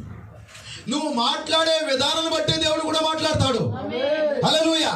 నువ్వు వెళ్ళిన విధానాన్ని బట్టే దేవుడు కూడా నువ్వు ఏ విధానంలో వస్తున్నావు దేవుని దగ్గరికి, ఆ విధానంలోనే ఎదుర్కొంటాడు. నువ్వు రౌద్రంగా వెళ్తున్నావా, దేవుడు రౌద్రంగా వస్తాడు. దేవునికి మహిమ కలుగును గాక. నిజమండి అది. పౌలు ఏం చేస్తున్నాడు? రౌద్రంగా. ఆయన కూడా ప్రకాశిస్తా వచ్చేసాడు వీధిలోకి, పడిపోడు కిందకి. ఆయన ఇలాగే చూడండి, సంఘానికి వచ్చినప్పుడు భేదంగా వచ్చావా, దేవుడు భేదంగానే కూర్చుంటాడు ఇక్కడ. నీకు ప్రేమతో వచ్చావా, ప్రేమ గల దేవుడిని కలుసుకుంటావు. నువ్వు కన్నీటితో వచ్చావా, మరి ఖచ్చితంగా నువ్వు అలాంటి దేవుడిని కలుసుకుంటావు. నీ కొరకు ఆయన మరి ప్రేమ లాజరు కొరకు ఏడ్చినట్లుగా నీ కొరకు విచారిస్తాడు ఆయన. హల్లెలూయా. నువ్వు ఏ దృక్పథంతో వచ్చావో అదే దృక్పథం కలిగిన ఆత్మను కలుసుకుంటావు ఇక్కడ. నువ్వు ఏ విధంగా కలుసుకుంటావు, ఏ విధంగా ఆయన్ని సమీపిస్తున్నావు, ఏ విధంగా ఆయన దగ్గరికి వస్తున్నావు, ఆ విధానాన్ని బట్టే దేవుడు ఉంటాడు. సొలొమోను ఇలాగూ మనం చేస్తే అప్పుడు దేవుడు అతనికి ఇంకో రకంగా సెలవిచ్చాడు. ఏ రకంగా అది? దేవుడు అతనికి ఇలాగూ సెలవిచ్చాడు, దీర్ఘాయువునైనను ఐశ్వర్యమునైనను దేవునికి మహిమ కలుగును గాక. And God said unto him, because thou hast asked this thing and hast not asked for thyself long life, neither hast asked riches for thyself, nor fast asked the life of thy enemies, but hast asked for thyself understanding to discern judgment. నేను కొన్ని పదాలు తప్పు పలకొచ్చు, ఆగి ఆగి పలకొచ్చు, అయితే problem ఏమి లేదు. ఎందుకంటే మనకు బట్లర్ ఇంగ్లీష్ కూడా రావట్లేదు. కొంతమందికి బట్లర్ ఇంగ్లీష్ వస్తుందండి, ఆ బట్లర్ ఇంగ్లీష్ కూడా రావట్లేదు. మా ప్రయాస ఏంటంటే మాకు ఇంగ్లీష్ వచ్చని తెలుపుకోవడానికి కాదు, కానీ అందులో ఏదైనా మనకు కొంచెం అర్థమైతే సంఘానికి బోధించుకోవాలని అంతే. దేవునికి స్తోత్రం కలుగుగా. హల్లెలూయా. చూద్దాం ఇప్పుడు. సొలొమోను చేసిన ఈ మనవి ప్రభువులకు అనుకూలమైన కనుక దేవుడు అతనికి ఇలాగూ సెలవిచ్చును. నువ్వేం ప్రార్థన చేస్తున్నావు? శత్రువుల ప్రాణం అడగట్లేదండి. హల్లెలూయా. ప్రభువా, నాకు ఎంత అవమానం జరిగిందో తెలుసా, ఆడింకా మళ్ళీ రోడ్డు ఎక్కకూడదు, ఆడు మళ్ళీ తిరిగి రాకూడదు. దేవుని స్తోత్రం. వాళ్ళకి ఇలా ఎందుకు జరగట్లేదు ప్రభువా, వీళ్ళకి ఎందుకు ఇలా జరగట్లేదు ప్రభువా, దేవుడికి చిరాకు వస్తుంది. ఇటువంటి ప్రార్థన దేవుడు వినండి. ప్రభువా, డబ్బులు ఈ ప్రభువా, ఐశ్వర్యం ఈ ప్రభువా, ఆశీర్వదించబెట్టు ప్రభువా, మంచి ఇల్లు ప్రభువా, మంచి కారు ప్రభువా, మంచి బట్టలు ప్రభువా, ఎక్కువ డబ్బులు కావాలి ప్రభువా, బంగారం కావాలి ప్రభువా. అది అనుకూలమైన ప్రార్థన కాదు. అసలు దేవుడు వినడది. హల్లెలూయా. హృదయం అంతా అదే ఉండిపోయింది బిలాముకి. అసలు దేవుడికి ఇష్టం లేదది. హల్లెలూయా. ఇప్పుడు నీకు ఈ సొలొమోను చేసినట్టుగా రావాలి. సొలొమోను లాగా నువ్వు రావాలి దేవుడి సన్నిధికి. ఎంతమంది రావాలని ఆశపడుతున్నారు? God bless you. దేవుడు నిన్ను దీవించును గాక. ఆ విధానంలో వస్తే దేవుడు నీతో మాట్లాడతాడు. హృదయం అంతా మరి తగ్గింపుతో, ప్రభువా నువ్వు నాతో మాట్లాడాలి, బాబోయ్ దేవా నువ్వు నాతో మాట్లాడాలి, ఏమైనా లోపాలుంటే బయలుపరచు ప్రభువా, ఈ వాక్యం నేను వింటాను, నేను సరి చేసుకుంటాను, ఆ తర్వాత కూడా నేను అలాగే జీవిస్తాను ప్రభువా. నువ్వు నన్ను విడిచిపెట్టొద్దు బాబు, నన్ను విడిచిపెట్టొద్దు, దయచేసి నాకు సహాయం చేయి, నాకు ఏదైనా మరి చూపించు ప్రభువా, నా బాధ్యతలు ఏంటో నాకు బయలుపరచు ప్రభువా. దేవుని అడుగుతూ వస్తుంటే నువ్వు చిన్న వ్యక్తిగా తగ్గించుకుంటే, కొన్నిసార్లు పులిపీటి దగ్గరికి ఈ రోజు నా సంగతి ఎలాగుంటుందో చూడండి, మీకు ఎలాంటి విషయాలు చెప్తానో చూసుకోండి మీ సంఘానికి. నన్ను మించిన మొనగాడు లేడని నిన్న పులిపీటి దగ్గరికి వస్తే దేవుడు ఇలాంటి విధానాలను ఇష్టపడ్డాడు. ఇటువంటి విధానాలు దేవుడు ఇష్టపడ్డాడు. పులిపీటి దగ్గరికి వచ్చే వ్యక్తి కూడా, కాపరి కూడా, అతడు చైల్డ్ దేవుని దృష్టిలో. దేవుని స్తోత్రం కలుగును గాక. కాపరి కూడా అతడు మరి చిన్నవాడే, చిన్న వ్యక్తిగా ఇక్కడికి రావాలి, చిన్న వ్యక్తులుగా దేవుని సన్నిధికి రావాలి, తగ్గించుకోవాలి. అప్పుడు నీ మనము దేవునికి అనుకూలమవుతుంది. నాకులాగా ఎవరో బోధించలేరు అని అనుకుంటే ఖచ్చితంగా నిన్ను ఎక్కడ తొక్కాలో దేవుడికి తెలుసు. ఎక్కడ నేను డౌన్ చేయాలో దేవుడు తెలుసు, ఎక్కడ పడగొట్టాలో కూడా దేవుడు తెలుసు. గర్వంతో ప్రసంగాలు చేయడానికి లేదండి. దేవుని స్తోత్రం కలుగును గాక. సొలొమోనుకి దేవుడు అన్నాడు, నువ్వు ఐశ్వర్యం అడగలేదయ్యా, దీర్ఘాయువునైనా అడగలేదు, శత్రువుల ప్రాణమైనా అడగలేదు. ఈ 3 విషయాలు ఎప్పుడు అడగకూడదండి దేవుణ్ణి. అందుకే దేవుడు మన కోరికలు తీర్చే దేవుడా, అవసరాలు తీర్చే దేవుడా? అవసరాలు తీర్చే దేవుడు ఆయన. ఆయన ఎవరు? అవసరాలు తీర్చే దేవుడు ఆయన. నీకేం కావాలి? వస్త్రాలు కావాలా, ఆహారం కావాలా, ఇల్లు కావాలా, నీకేం కావాలి అన్ని దేవుడు సమకూరుస్తాడు. దేవునికి మహిమ కలుగును గాక. దేవుడు ఖచ్చితంగా నేను దీవిస్తాడు, అందులో ఏమీ డౌట్ లేదు. అయితే అడగకుండా నేను ఎలా జీవించాలి, ఎలా పరిపాలించాలి? నీకు ఒక విషయం అడుగుతున్నాను, నీ కుటుంబాన్ని ఎలా పరిపాలించాలి దేవుడిని అడుగు. నీ యొక్క నీ శరీరాన్ని నువ్వు ఎలా పరిపాలించుకోవాలి దేవుడిని అడుగు. కొంతమంది దీన్ని ఏళ్ళలో రావట్లేదు. ఈ శరీరాన్ని, ఈ శరీరంలో శత్రువులు వచ్చి ఊరిగా గొడవ చేసేస్తుంటే, గందరగోళం చేస్తుంటే, ఈ శరీరాన్ని ఎలా ఏలుబడి చేసుకోవాలని తెలియట్లేదు. శరీరాన్ని దెయ్యమే ఏలుబడి చేస్తున్నాడు. ఈ రాజ్యం అంతా దెయ్య వశంలోకి వెళ్ళిపోతుంది. నువ్వు నీ శరీరాన్ని ఏల్తలేదు. ఏల్తే కోపం అనే శత్రువు వచ్చినప్పుడు మనం అనగదొక్కేస్తాం. అడుగు దేవుణ్ణి, కుటుంబాన్ని ఎలా గెలాలి ప్రభువా, నా శరీరాన్ని నేను ఎలా ఏలుకోవాలి ప్రభువా, నేను ఎలా ఏలుకోమంటావు ప్రభువా? దేవుని అడుగు. నేను చిన్న వ్యక్తిని ప్రభువా, నాకు ఏమీ తెలియదు ప్రభు అని దేవుడిని అడిగితే ఖచ్చితంగా దేవుడు చేస్తాడు. ఈ అడగపోతే అప్పుడు అన్నాడు,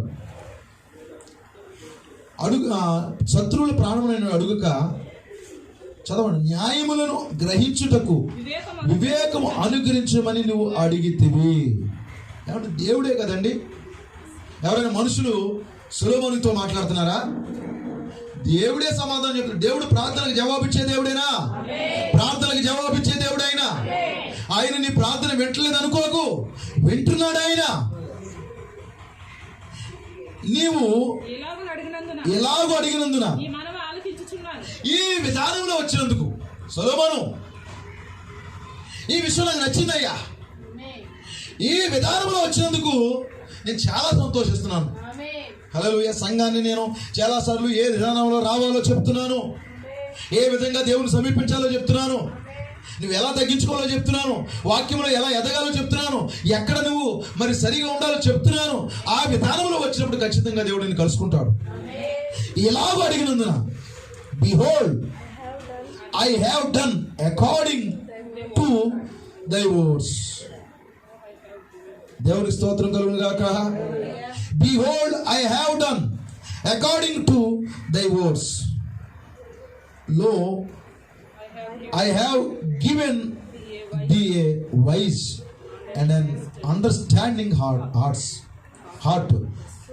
ఏమన్నాడు చూడండి, నువ్వు ఇలాగ అడిగినందున నీ మనవి ఆలకించుచున్నాను. ఏదో ఒక రోజున ఖచ్చితంగా దేవుడికి ఎలాంటి జవాబు ఇవ్వాలి. నీ ప్రార్థన నాకు నచ్చింది. హల్లెలూయా. ఓ, నీ ప్రార్థన దేవుని సన్నిధికి చేరింది. దూర చెప్పలేదా? ఎవరితోను? కొర్నేలి. హల్లెలూయా. కొర్నేలి ప్రార్థన చేస్తుంటే నీ ప్రార్థన దేవుని సన్నిధికి చేరింది. అన్యుడైన కొర్నేలి ప్రార్థన చేస్తేనే దేవుని సన్నిధికి అతను ప్రార్థన వెళితే ఓదువా. హల్లెలూయా. నువ్వు ప్రార్థన చేస్తే, ఎస్, నేను నీ ప్రార్థన నమ్ముతున్నాను. అసలు మన ప్రార్థనల మీద దేవుడికి నమ్మకం ఉందంటారా? హల్లెలూయా. ఆయన నమ్మినట్లుగా ప్రార్థన చేయి. నువ్వు ఆయనకి నచ్చినట్టుగా ప్రార్థన చేయి. ఆయనకి అనుకూలమైన ప్రార్థన చేయి సంగమా. నీకు నచ్చినట్టుగా కాదు, ఏది తోస్తే అది కాదు. ప్రవక్త ప్రార్థించినప్పుడు మీరు చదవండి, ఎట్లా ఎంత మధురంగా ఉంటుంది. ఆ ప్రార్థనలోనే ఎంతో అద్భుతమైన అభిషేకం ఉందండి. ఇలాగ అడిగినందున ఏమన్నాడు? ఆలకించుచున్నాను, బుద్ధి వివేకములు గల హృదయం నీకు ఇచ్చుచున్నాను. హల్లెలూయా. ఎలాంటిది అది? ఎలాంటి హృదయం అది? Wise and an understanding heart. దేవుని స్తోత్రం కలుగును గాక. బుద్ధి జ్ఞానము కలిగినటువంటి హృదయాన్ని నీకు ఇస్తున్నాను. ఇంకేమన్నాడు? పూర్వీకులలో నీ వంటి వాడు ఒకడునూ లేడు, ఇక మీదట నీ వంటి వాడు ఒకడునూ ఉండడు. దేవునికి మహిమ కలుగును గాక. హల్లెలూయా. చూడండి, there was none like thee before thee neither after thee shall any rise like unto thee. దేవుని స్తోత్రం కలుగును గాక. నీవంటూ వాడు పూర్వీకులలో ఒకడు లేడు, ఇక మీదట ఉండడు. స్టేట్మెంట్ ఎలాంటి స్టేట్మెంట్ చూడండి ప్రియమంతో. దేవునికి మహిమ కలుగును గాక. ఇక వధువు లాంటి వధువు ఇక మరలా రాదు. దేవునికి మహిమ కలుగును గాక. ఇక ఇదే వధువు అంటే ప్రపంచవ్యాప్తంగా సిద్ధపడుతున్న వధువు గురించి నేను మాట్లాడుతున్నాను. ఇక మరి ఎత్తబడిన తర్వాత మరొక వధువు రాదిక. హల్లెలూయా. ఈ వధువులో ఎంతమంది చేర్చబడాలో ఆఖరి వరకు చేర్చబడితే ఇక ఆ వధువు వంటి వధువు మరలా ఉండదు, తర్వాత రాదు. ఇలాంటి ప్రార్థన ఎంతమంది చేస్తారు ఈరోజు? ఇప్పుడే, రైట్ నౌ. హల్లెలూయా. ఇప్పుడే ఆ హృదయం రానివ్వండి మీ దగ్గర. ఇప్పుడే మీ హృదయంలో ఆ తగ్గింపు రానివ్వండి, ఆ దీనత్వం రానివ్వండి ప్రియమైన దేవుని పిల్లలు. ఇలా ప్రార్థన చేయండి ప్రతిరోజు. ఎలాగో దేవుడు అంగీకరించినట్లుగా. చూడండి, చాలా సార్లు అండి అర్పణ అండి అంగీకరించబడినట్లుగా అర్పించాలంటే నీ అర్పణ. ఆ రిఫరెన్స్ నేను మర్చిపోయాను, కానీ అర్పణ ఎలా ఉండాలి చెప్పండి? అంగీకరించబడినట్లుగా ఉండాలి.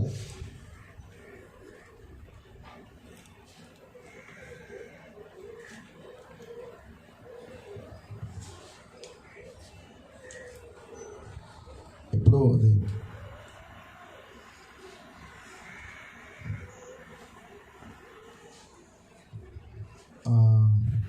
లేవియాకాండం 1వ అధ్యాయం 3వ వచనం. లేవియాకాండం 1వ అధ్యాయం 3వ వచనం చూడండి. అతడు దహన బలి రూపముగా అర్పించినది గోవులోని ఎడల నిర్దోషమైన మగదానిని తీసుకురావాలను. తాను యెహోవా సన్నిధిని అంగీకరింపబడినట్లు ప్రత్యక్షపు గుడారం యొక్క ద్వారము దగ్గరకు దానిని తీసుకుని రావాలను. ఎలా ఉండాలంటే అర్పణ అంగీకరించబడేటట్లు ఉండాలంటే, రిజెక్టెడ్ గా ఉండకూడదు. అంటే రిజెక్ట్ అయ్యేలా ఉండకూడదు. ఇప్పుడు నువ్వేదైనా అప్లికేషన్స్ ఇస్తున్నప్పుడు, నువ్వేదైనా మరి దాన్ని పెడుతున్నప్పుడు ఎలా ఉండాలి? అది అధికారి అంగీకరించినట్టు ఉండాలా, రిజెక్ట్ చేసినట్టు ఉండాలా? అంగీకరించినట్టే ఉండాలి. కొన్నిసార్లు మనం అప్లికేషన్ పెడతా ఉంటాం, అవన్నీ సబ్మిట్ చేస్తూ ఉంటాం. మనం అన్నీ సబ్మిట్ చేసిన తర్వాత రిజెక్ట్ అవుతుంది. ఎందుకు? ఎక్కడ ఫోటో ఉండాలో, ఎక్కడ సంతకం ఉండాలో అవి ఉండవు అక్కడ. నిజమా కాదండి? ఉండని కారణం చేత మనం ఏం చేస్తాం, అధికారి ఏం చేస్తాడంటే ఈ సంతకం సరిగా లేదు, ఇక్కడ ఫోటో లేదు, తర్వాత ఎవిడెన్స్ కరెక్ట్ గా లేదు, ఆధారాలు కరెక్ట్ గా లేవు. ఏమవుతుంది? అది రిజెక్ట్ చేయబడుతుంది. ఇప్పుడు దేవుని సన్నిధిలో కూడా నువ్వు ఏదైనా అర్పించినప్పుడు అది ఎలా ఉండాలి? దేవుడు అంగీకరించినట్టుగా ఉండాలి. ఇప్పుడు సొలొమోను ప్రార్థన ఎలా ఉంది? ఆయన అంగీకరించినట్లుగా ఉన్నది. దేవునికి మహిమ కలుగును గాక. దేవుడు అంగీకరించే ప్రార్థన ఈరోజు మన దగ్గర ఉండాలి ప్రియులారా. చాలా సార్లు మన విన్నపాలు, మన మనవులు రిజెక్ట్ చేయబడుతున్నవి. మన విన్నపాలు, మన మనవులు దేవుడు ఆలకించట్లేదు. ఆయన చెవులు మూసుకుంటున్నాడు. ఆయన మీ ప్రార్థన వినాలంటున్నాడు. కొన్నిసార్లు యెషయా గ్రంథంలో మనం చూసాం. యెషయా గ్రంథం చదివిన వారికి తెలుస్తుంది, నేను వారి ప్రార్థన వినను. ఎందువల్ల? ఆయన అంగీకరించినట్లుగా లేదు. ఆయనను సమీపించే విధానంలో మనసులో రావట్లేదు ప్రియులారా. ఈరోజు ఖచ్చితంగా ఆ విధానంలో మనం ఉండాలి, అంగీకరించినట్లుగా. అంటున్నాడు దేవుడు, నీ వంటి వాడు ఎవరు ఉండరు, నీ వంటి వాడు ఒకడును లేడు, ఇక మీద నీ వంటి వాడు ఒకడును ఉండడు. అది ఆయన స్టేట్మెంట్. ఇప్పుడు వధువుతో అదే మాట్లాడుతున్నాడు. వధువు అని ఆ విధానంలో ఉంటే ఇక నీ వంటి వ్యక్తులు ఎవరు ఉండరు, ఇక రాబోరు కూడా. దేవుడు ఖచ్చితంగా నిన్ను దీవించబోతున్నాడు. దేవుని కుమారుడు, దేవుని కుమార్తె. హల్లెలూయా. మళ్ళీ అంటున్నాడు, మరియు నీవు ఐశ్వర్యమును ఘనతను ఇమ్మని అడుగుకుపోయినను నేను వాటిని కూడా నీకు ఇచ్చుచున్నాను. హల్లెలూయా. దేవుని స్తోత్రం కలుగును గాక. And I have also given thou hast not asked both riches and honor. So అయితే నువ్వు అడగకపోయినా that there shall not be any among the kings like unto the all thy days. దేవుని స్తోత్రం కలుగును గాక. మరియు నీవు ఐశ్వర్యమును ఘనతను ఇమ్మని అడగకపోయినను. సంగమా మీరు గమనించండి, దేవుని కుమార్తెలారా, దేవుని కుమారుడు గమనించు. నువ్వు అడగకపోయినా దేవుడు ఇస్తాడు. నువ్వు అడగకపోయినా, అయ్యో నా కోసమే ప్రార్థన చేసుకోవట్లేదు, ఎప్పుడు ఇతరుల కొరకే ప్రార్థన చేస్తున్నాను, అదే నీ కొరకు చేసుకునే ప్రార్థన. నిత్య జీవం అంటే ఇతరుల కొరకు చేయడం, నిత్య జీవం అంటే ఇతరుల కొరకు జీవించడం. ప్రియారా, నువ్వు ఎవరి కొరకు ప్రార్థన చేసినా అది నీకే ఆశీర్వాదము. అతను ఏమడిగాడు, ఎంత గొప్ప సైన్యానికి న్యాయం తీర్చాలంటే నాకు జ్ఞానం సరిపోదు ప్రభు, నేను చిన్నవాడిని, నాకు జ్ఞానమే అంటే నువ్వు డబ్బులు అడగపోయిన ఇస్తున్నానయ్యా, నువ్వు ఆస్తి అడగపోయిన ఇస్తున్నాను, ఐశ్వర్యం అడగపోయినా నీకు ఇస్తున్నాను. ఐశ్వర్యమును ఘనతను ఇమ్మని అడగకపోయినా నీకు ఇస్తున్నాను. అందువల్ల నీ దినములన్నిటిను రాజుల్లో నీ వంటి వాడు ఒక్కడునైనను ఉండడు. దేవునికి మహిమ. మనం ఎవరు? రాజులైన యాజక సమూహము. ఇప్పుడు నిజమైన రాజులు ఉన్నప్పుడు అబద్ధపు రాజులు ఉంటారా? ఉండరా? ఇప్పుడు ఈ రాజులైన యాజక సమూహముతో సాటి అయిన వారు ఏ సంఘ శాఖ ఉండదు, ఏ డినామినేషన్ నీతో సాటి కాదు. ఎంతమంది నమ్ముతున్నారు? ఏ శాఖ నీతో సాటి కాదు. వధువు గురించి నేను మాట్లాడుతున్నాను. హల్లెలూయా. ఇంకేమంటున్నాడు? మరియు నీ తండ్రి అయిన దావీదు నా మార్గములలో నడిచి నా కట్టడలను నేను నియమించిన ధర్మమంతటిని గైకొనున్నట్లు నీవు నడిచి వాటిని గైకొనిన యెడల నిన్ను దీర్ఘాయుష్మంతునిగా చేసేదనని. దీర్ఘాయుష్మంతుని చేసేదనని. నువ్వు ఒకవేళ నా కట్టడలను నా ధర్మమంతటిని ఏమన్నాడు? నా వాక్యాన్ని, దేవుని స్తోత్రం కలుగును గాక, కమాండ్మెంట్స్ అన్నాడు ఇంగ్లీష్లో. ఆజ్ఞలు, కట్టడలు, ఆజ్ఞలన్నీ నేను నియమించిన ధర్మం అంతటిని గైకొన్నట్లు నీవు నడిచిన ఎడల, వాటిని గైకొని ఎడల నేను నిన్ను దీర్ఘాయుష్మంతుని చేస్తాను. ఇప్పుడు వధువుకి దీర్ఘాయు ఏంటి? నిత్య జీవము. దీర్ఘాయు అంటే 100 ఏళ్ళు, 120 ఏళ్ళు, 150 ఏళ్ళు బతకడమా? హల్లెలూయా. ఎటర్నిటీ. ఇప్పుడు దేవుడు మనకి ఏమివ్వబోతున్నాడు అంటే నిత్య జీవం ఇవ్వబోతున్నాడు. దీర్ఘాయు అంటే వధువుకి ఇచ్చేది నిత్య జీవం ఇస్తాడు దేవుడు. హల్లెలూయా. అంతలో సొలొమోను మేల్కొన్నాడు. హల్లెలూయా. అది స్వప్నం అనేది, ఒక కళని తెలుసుకుని పిమ్మట అతడు యెరూషలేమునకు వచ్చి యెహోవా నిబంధన గల మందసం ఎదుట నిలువబడి దహన బలులను సమాధాన బలులను అర్పించి తన సేవకులందరికీ విందు చేయించెను. ఇప్పుడు ఎప్పుడైతే దేవుడు మాట్లాడాడో, హల్లెలూయా, సొలొమోను బయటకు వచ్చాడు. దేవుడు మాట్లాడాలి అంటామా? మాట్లాడతాడు దేవుడు. అయిపోయిన తర్వాత ఇది కళావంశం అని వదిలేశాడా? ఓరు దేవుడు మాట్లాడేశాడు అనుకున్నాను. ఇదంతా ఇతను మాట్లాడా? పాస్టర్ మాట్లాడుతున్నాడేమో, ఇది ఏదో ప్రేమేమో, ఆ టైంలో ఏదో ఉద్రేకంగా సమర్పించేసుకున్నాను. కానీ దేవుడు ఎలాగెందుకు చేయమంటాడు, అలాగెందుకు ఉండమంటాడు? సొలొమోను వెంటనే మరిది ఆ దేవుడు మాట్లాడాడని గ్రహించి వెంటనే వచ్చి ఏం చేశాడు? రుజువుపరుస్తున్నాడు. యెరూషలేమునకు వచ్చాడు. యెహోవా నిబంధన మందసము ఎదుట నిలవబడ్డాడు అతను. నువ్వు ఏం చేయాలి? వాక్యం ఉన్న తర్వాత ఆ మందసం దగ్గర, ఆ వాక్యం దగ్గర నువ్వు నిలబడాలి. ఆ వాక్యం దగ్గరికి రావాలి. ఆ వాక్యం దగ్గర మోకరించాలి. మోకరించి ఏం చేస్తాడు అతను నిలబడి ఏం చేస్తాడు? దహన బలులు అర్పిస్తున్నాడు, సమాధాన బలులు అర్పిస్తున్నాడు. అర్పించి సేవకులకి విందు చేస్తున్నాడు. దేవునికి మహిమ కలుగును గాక. Feast to all his servants. అతను ఉన్న వ్యక్తులందరి దగ్గర అతను విందు చేస్తున్నాడు. ఎలా ఉంది ఇది? ఒక చిన్న గృహకుడికిలాగా లేదా? కుటుంబంలో కూటం పెట్టుకున్నట్టు లేదండి. దేవుడు తనకు చేసిన మేలును బట్టి, దేవుడు అతన్ని రాజుగా అంగీకరించిన దాన్ని బట్టి అతను ఏం చేస్తాడు? ఒక విందు కార్యక్రమం చేస్తున్నాడు. విందులు చేసి దేవుడు ఏం చేస్తున్నాడు? దేవుడిని అతడు ఘనపరుస్తున్నాడు. ప్రియమైన దేవుడు, ఇప్పుడు ఘనపరిచిన తరువాత ఇది అయిన తరువాత ఉంటున్నారా? దేవుని స్తోత్రములు.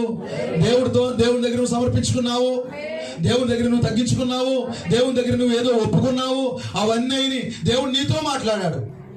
ఈ 2 కార్యక్రమాలు జరిగిన తర్వాత దేవుడు అతనికి ఐశ్వర్యం ఇచ్చాడు, ఘనత ఇచ్చాడు, జ్ఞానం ఇచ్చాడు. ఎలాగే ఏలాలో అన్ని అతని మైండ్ లో పెట్టేశాడండి. పెట్టిన తర్వాత అతడు ఏం చేయబోతున్నాడో చూడడానికి పరీక్ష కొరకు పంపించాడు. ప్రియమంది, హల్లెలూయా. పరీక్షలు పెట్టినప్పుడు వధువు నెగ్గుతుందనే కదా. దేవుడిని హెచ్చించిన తర్వాత, దేవుడిని కొన్ని డబ్బులు ఇచ్చిన తర్వాత, దేవుడు నీకు ఏదైనా ఇచ్చిన తర్వాత, వ్యాపారం ఇచ్చిన తర్వాత, ఉద్యోగం ఇచ్చిన తర్వాత, దేవుడు నిన్ను ఆశీర్వదించిన తర్వాత నువ్వు ఎలాగుంటావో ఏం చేస్తావో కూడా దేవుడు పరీక్షిస్తాడు. మీకు అర్థమవుతుందండి? వృధాగా చేస్తావా? డబ్బులు ఉన్నాయి కదా అని చెప్పేసి నువ్వు వృధాగా చేస్తావా, లేకపోతే వ్యర్థమైన కార్యక్రమాలకు చేస్తావా? ఇవన్నీ దేవుడు పరీక్షలు పెడతాడు. అసలు నువ్వేం చేస్తావు కూడా దేవుడు చూస్తాడు. ఎంతమంది గమనిస్తున్నారు? కొంతమందికి అసలు దేవుడు చూస్తున్నాడో లేదు అనేది ఏమి కాదండి. వారు చేసుకుంటూ వెళ్ళిపోతారు. సమర్పణలు అయిపోయి, ఒప్పుకోళ్ళు అయిపోయి, తగ్గింపులు అయిపోయి, దేవుడు తర్వాత నువ్వు నిలబడే సమయం ఒకటి వస్తుంది. ఆ సమయంలో తప్పిపోతారు మనుషులు. ఇక్కడ సొలొమోనుకి జరుగుతుంది అదే. ప్రియమైన దేవుని పిల్లలారా, అయితే వధువు ప్రతి పరీక్షను తట్టుకుంటుంది, ప్రతి పరీక్షను నెగ్గుతుంది వధువు. హల్లెలూయా. ప్రతి పరీక్షలో వధువు ఓడిపోదు. ప్రియమైన దేవుని పిల్లలారా, ఇప్పుడు మన పాఠంలోకి వద్దాం. చదవండి ఇప్పుడు.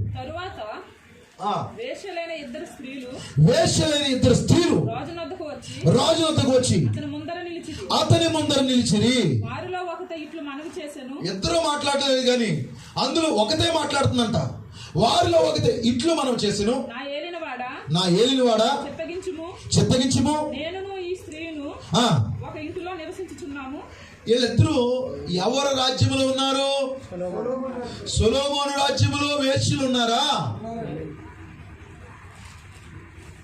ఇప్పుడు క్రీస్తు రాజ్యంలో ఉన్నారా? ఉన్నారు. మనం మాట్లాడుకునేది ఆత్మ సంబంధమైనది. హల్లెలూయా. సొలొమోను రాజ్యంలో 2 వేశ్యలు ఉన్నారంటండి.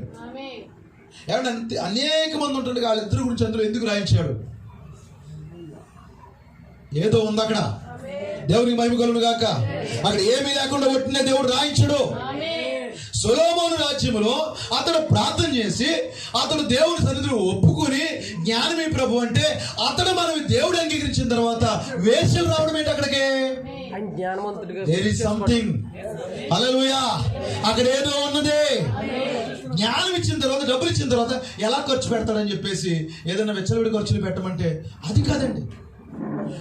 పరీక్షకి ఎవరు వచ్చారు? సొలొమోను రాజ్యంలో వాళ్ళిద్దరేనా ఉంటా? దేవుడు చాలా అద్భుతమైన దేవుడు అండి. దేవుడి స్తోత్రం కలుగును గాక. సొలొమోను కంటే గొప్పవాడు ఇక్కడ ఉన్నాడు. హల్లెలూయా. ఆయన కూడా మనకు కొన్ని పరీక్షలు పెడుతున్నప్పుడు ఖచ్చితంగా పరీక్షలు నిలబడదాం. ఇప్పుడు సొలొమోను సన్నిధిలో మరి అందరూ ఉంటుండగా 2 వేశ్యలు ఎందుకు వచ్చారు? అది కూడా దేవుడు అతను దర్శించిన తర్వాత, దేవుడు అతనితో మాట్లాడిన తర్వాత కూటమైపోయింది. మంచి భోజనాలు పెట్టి కూటమి పెట్టేశాడండి. దేవుని కనపరిచాడండి. ఇది దేవుడే నాకు బయలుపరిచాడు, దేవుడే నాతో మాట్లాడాడండి. వెంటనే అతను ఏం చేశాడంటే కృతజ్ఞతగా ఏదో చేశాడు. కొంతమందికి కృతజ్ఞతగా ఏమీ రాదు, ఆలోచన రాదు. అతి కొద్ది మంది మాత్రమే దేవుడిని కనపరుచుకోవాలి అని ఆలోచన ఉంటుంది. ప్రతి విషయంలో దేవుని కనపరచాలా? చిన్నదైనా పెద్దదైనా అందులో నువ్వు దేవుని కనపరచకుండా నువ్వు సంతోషించింది ఏది కూడా దేవునికి నచ్చదు. ఆయన కలపండి. ప్రతి దాంట్లో దేవుని ఇన్క్లూడ్ చేయండి. కలపండి ఆయన్ని. ఆయన లేకుండా నీకు ఏది ఆశీర్వాదం కాదు. హల్లెలూయా. అది వ్యాపారమైన, అది పొలమైన, అది ఉద్యోగమైన, అది ఏదైనప్పటికీ నీ చేతికి ఏది వచ్చినా అందులో దేవుని కనపరచు. దేవునికి మహిమ కలుగును గాక. నువ్వు ఖచ్చితంగా దీవించబడతావు. బ్లెస్డ్ పీపుల్, దీవించబడిన ప్రజలు నేను నమ్ముతున్నాను. ఇప్పుడు సొలొమోను దగ్గరికి పరీక్షకి ఎవరో రాకుండా 2 వేశ్యలు వచ్చారంట బాబు. ఎంత అంత మహా పెద్ద రాజు దగ్గరికి ప్రారంభంలో స్టార్టింగే ఈ వేషాలు రావడం ఏంటి? మళ్ళా రాగానే ఎలా మాట్లాడుతున్నారు? ఇది ఫస్ట్ కేసు అండి. నిజమేనండి, ఫస్ట్ కేసు వచ్చింది ఆయన దగ్గరికి. చాలా క్రిటికల్ కేసు అండి అది. అయితే ఇద్దరు వేసులు వచ్చారు. అందులో ఒకటి ఈ విధంగా మాట్లాడుతుంది. ఏమని మాట్లాడుతుంది? నా ఏలినవాడా చిత్తగించుము, నేనును ఈ స్త్రీను ఒక ఇంట్లో నివసించుచున్నాము.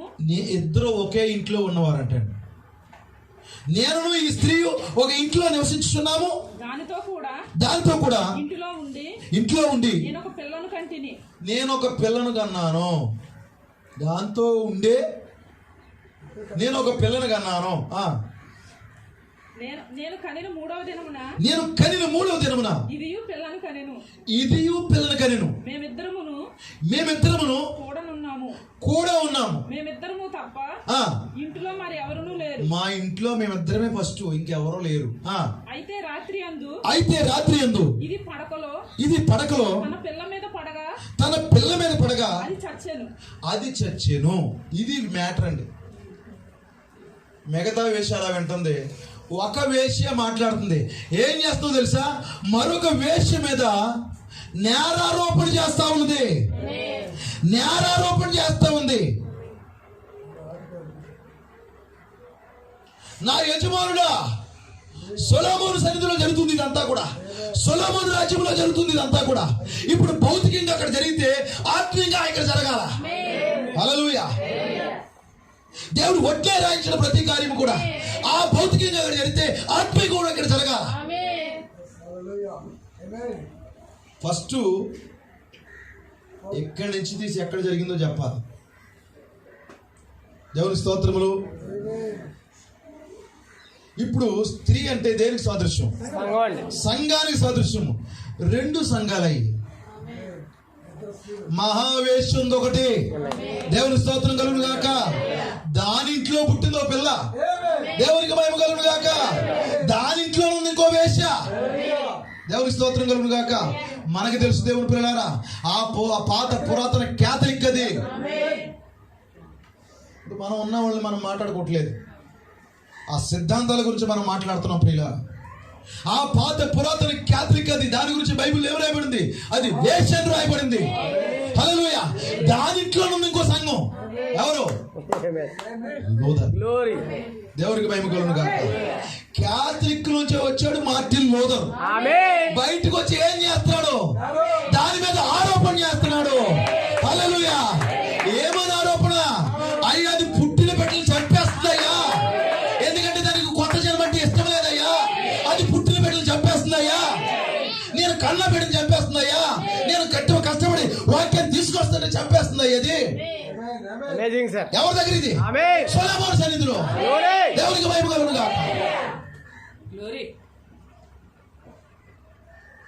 ఓ ప్రియమైన దేవుని పిల్లలారా, వెస్ట్ జర్మనీలో 99 తప్పులు ఆ చర్చికి పెట్టేసి హల్లెలూయా బయటకు వచ్చేసాడు. ఏం చేశాడు? ఆ సంఘం మీద నేరారోపణ చేశాడు. నీతిమంతుడు విశ్వాస మూలంగా జీవిస్తాడు. ఈ పోపుల పెత్తనం చెల్లదు. ఇది తప్పు. బయటకు వచ్చి దేవుని పక్షంగా నిలబడి అతడు పోరాటం చేశాడా లేదా? Martin Luther. హల్లెలూయా. అతడు ఆ వేశ్యత్వం నుంచి బయటకు వచ్చాడా లేదా? ఇద్దరు ఎక్కడ ఉన్నారంట? ఒకే ఇంట్లో. ఫస్ట్ అది ఉంది, ఆ ఇంట్లోంచి వచ్చింది. ఇది కూడా నేరారోపణ చేస్తున్నాడు. ఇది తప్పు చేస్తుంది. దానికి ఏంటంట? కొత్త జన్మ, న్యూ బర్త్ ఇష్టం లేదంటే. ఎవరైనా కొత్తగా పుడితే అది వాళ్ళ మీద పడి చంపేస్తుంది. ఊపిరి ఆడకుండా చేస్తుంది. ఊపిరి ఆడకుండా చేయడం అంటే దేవుని పిల్లలారా, ఇప్పుడు ముక్కు మూసారనుకోండి, నోటితో గాలిపేద్దాం. నోటితో గాలిపేసామనుకోండి, ముక్కుతోగా. ఇప్పుడు అది ఏం చేస్తుందంటే ఒక వ్యక్తిని అన్ని దారులు మూసేస్తుంది అనమాట. అక్కడ ఎటువంటి కొత్త జన్మ జరగకుండా ఏం చేస్తుందంటే అన్ని దారులు మూసేస్తుంది. అదేం చేస్తుంది? తప్పుడు సిద్ధాంతాలు, తప్పుడు పండుగలు, తప్పుడు విధానాలు అన్ని తీసుకొచ్చి బైబిల్లో లేని బబులోని సిద్ధాంతాలని తీసుకొచ్చి జన్మను అక్కడ జన్మిస్తుంటే చంపేస్తుంది. ఎందుకంటే దానికి కొత్త జన్మ ఇష్టం లేదు, న్యూ బర్త్ అసలు ఇష్టం లేదు, దానికి చంపేస్తుంది. కానీ ధైర్యంగా చెప్తుంది ఒక స్త్రీ, హల్లెలూయా, సొలొమోను సన్నిధి తీసుకొచ్చింది. ఎక్కడ పరిష్కారం అవ్వండి కేసులన్నీ కూడా ఆయన సన్నిధిలోనే. హల్లెలూయా. ఇప్పుడు మార్టిన్ లూథర్ 17వ శతాబ్దంలో నిలబడి బైబిల్ బయటికి తీసుకొచ్చి, అయ్యో వాక్యాన్ని చెబుతుంది, ఇది దేవుని ప్రజలు చెబుతుంది. ఈ సంఘము చంపారా లేదా? వాళ్ళు 60 కోట్ల మంది చంపారా లేదా? ఎవరైనా నిజమైన క్రైస్తవులని వాక్యం కొరకు నిలబడుతుంటే వారి గ్రంథములు వారే రాసుకున్నారు, మేము ఎంతమంది చంపామని. ఏం చేసిందట? ఆ పిల్లవాడి మీద పడిందంట. పిల్లవాడి మీద పడితే పిల్లవాడు చచ్చిపోయాడు. ఎందుకంటే దాంట్లోంచి ఎవరైనా బయటకు వస్తే వాళ్ళు చంపేస్తుంది, తిరగబడతాడు. అందులోంచి చూడండి, చాలా మంది దాడి చేస్తూ ఉంటారు, పాస్టర్లో కూడా ఒట్టినే తరుగుతూ ఉంటారు విశ్వాసుల్ని. వీళ్ళ ఏదో అర్థం చేసుకుని ఒట్టినే వారి మీద దాడి చేస్తూ ఉంటారు. కొన్నిసార్లు విశ్వాసులు కాపుర మీద దాడి చేస్తూ ఉంటారు, నెపాలు మోపుతూ ఉంటారు. ఎందుకంటే ఉంటే నాతోనే ఉండాలి, ఎవరితో ఉంటే నాకు కుదరదు. ఏమిటిది అంటే, ఒకవేళ అతడు దగ్గర నుంచి, ఆ వ్యక్తి దగ్గర నుంచి బయటికి వెళితే తప్పుడు వ్యక్తి ఏం కాదు, ఇక తట్టుకోలేరు, ఇక ఎంత మాత్రం తట్టుకోలేరండి.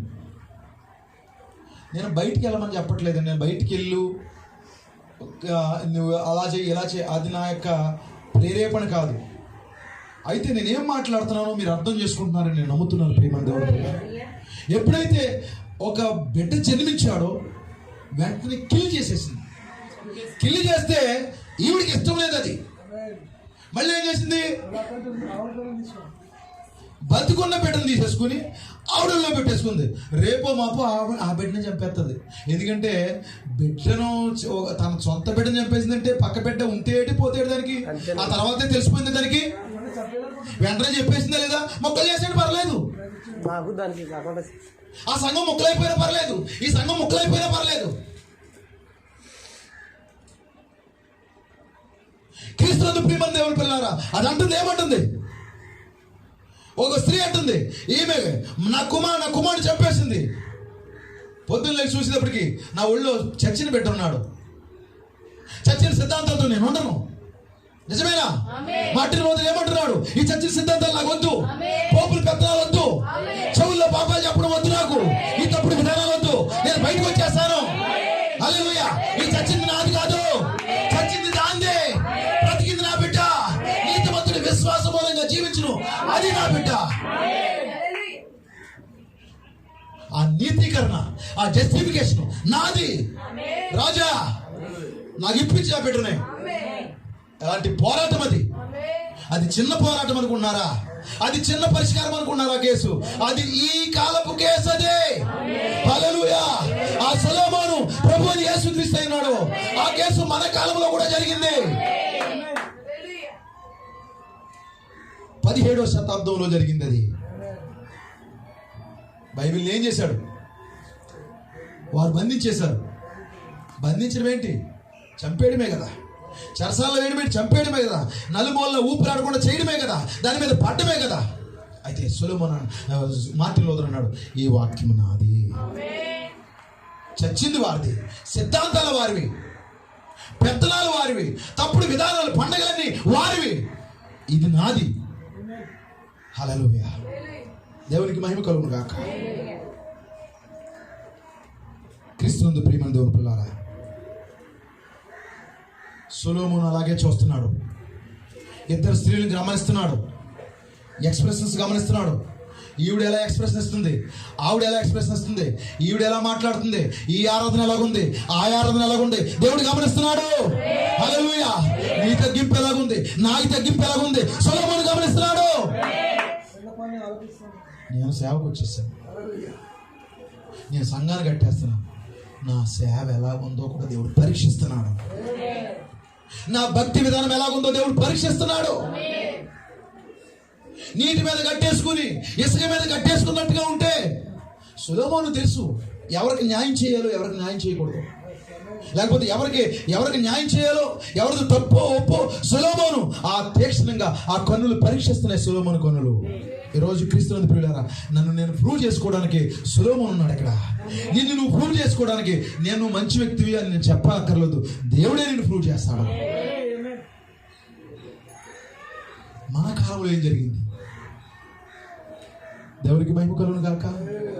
మన కాలంలో కూడా ఇద్దరు కూడా ఒకే ఇంట్లో ఉన్నారా? ఉన్నారు. విలియం బ్రెన్నమ్ ఏ నేపథ్యం నుంచి వచ్చాడు అనుకున్నారు మీరు? అతడి తల్లి ఒక క్యాథలిక్ అయి ఉన్నది. మీరు చదవండి వర్తమానాలు. అతడి తల్లి ఎవరు చెప్పండి? ఒక క్యాథలిక్ నేపథ్యంలోంచి వచ్చాడు విలియం బ్రెన్నమ్ కూడా. హల్లెలూయా. ఇతడు కూడా ఎదిరించింది ఎవరిని? యెజబెల్ని, ఆ రోమన్ సిద్ధాంతాల్ని. అందుకే మనకి కమ్యూనిజం వ్యతిరేకం కాదన్నాడు, క్యాథలిజమే ప్రమాదం అన్నాడు. ఇలాగ కానీ చెప్పుకుంటా వెళుతున్నప్పుడు ఏదో రోజున ఖచ్చితంగా ఒత్తిడి వస్తుంది. గమనించండి. సరదా కొరకు మీరు ఆమెలు చెప్తారు, హల్లెలూయా చెప్తారని చెప్పట్లేదు. ఈ విషయాలకి ఖచ్చితంగా ఒత్తిడి వస్తుంది. అయినప్పటికీ పర్వాలేదు. ఇప్పుడు నేను ఆ స్థానంలో నిలబడతాను. ఇప్పుడు దేవుడికి మహిమ కలుగును గాక. మనం ఆ స్థానం తీసుకుందాము. ఇప్పుడు ఏం చేస్తాడు? అదే నేపథ్యంలో వచ్చాడు మరొక వ్యక్తి. ఇతరులు కూడా ఆరోపణ చేస్తాడే లేదా? ప్రపంచమంతా తిరిగి దాని సిద్ధాంతాలని, దాని విధానాలని ఖండించాడే లేదా? ఖండించాడు ఖచ్చితంగా. విలియం బ్రెన్నమ్ ఖండించినన్ని ఆ విషయాలే. బాప్తిసాలు, ప్రభరాత్రి భోజనాలు, పండగలు, ఆచారాలు అన్నింటినీ ఖండించాడు. ఎందుకంటే మరి ఇతడు కొత్త జన్మని ఇష్టపడతాడు. అది కొత్త జన్మని ఇష్టపడదు. కొత్త జన్మ ఏంటి?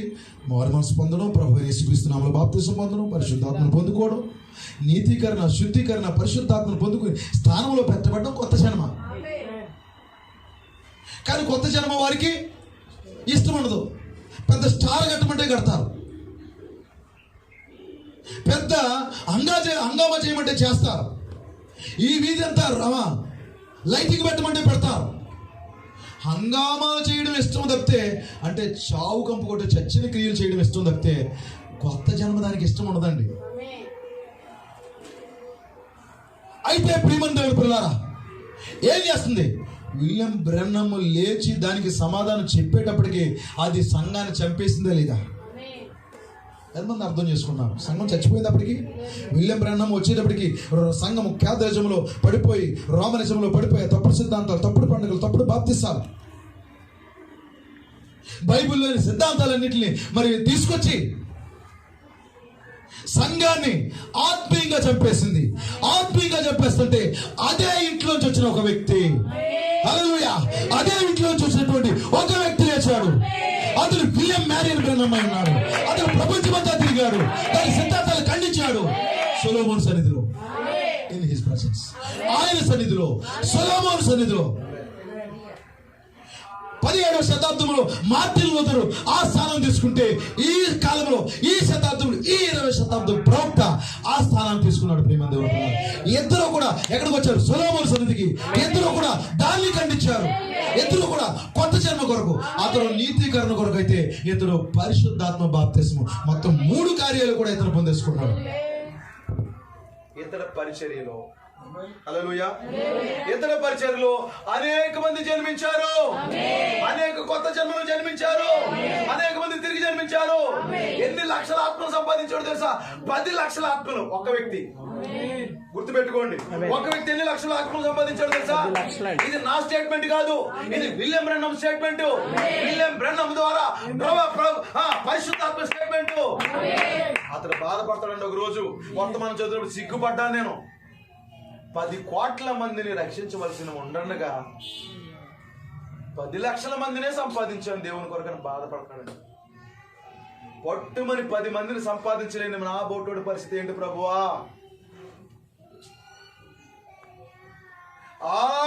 రక్షించబడిన వారు కాకుండా తన జీవితంలో వ్యక్తిగతంగా 1 కోటి మందికి సువార్త చెప్పాడు ఈ సోదరుడు. ఎలాంటి గొప్ప సేవ అవుతుంది!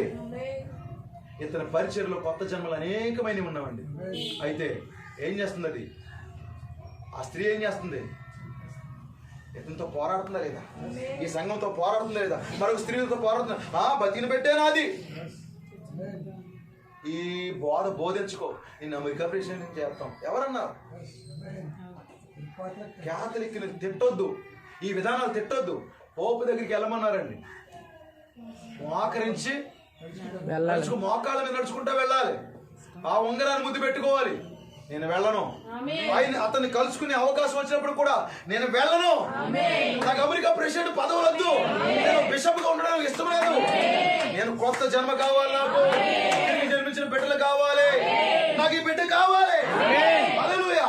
అందుకే ఇండియా వచ్చాడు, నాకు ఈ బిడ్డ కావాలి, బిడ్డలు కావాలి.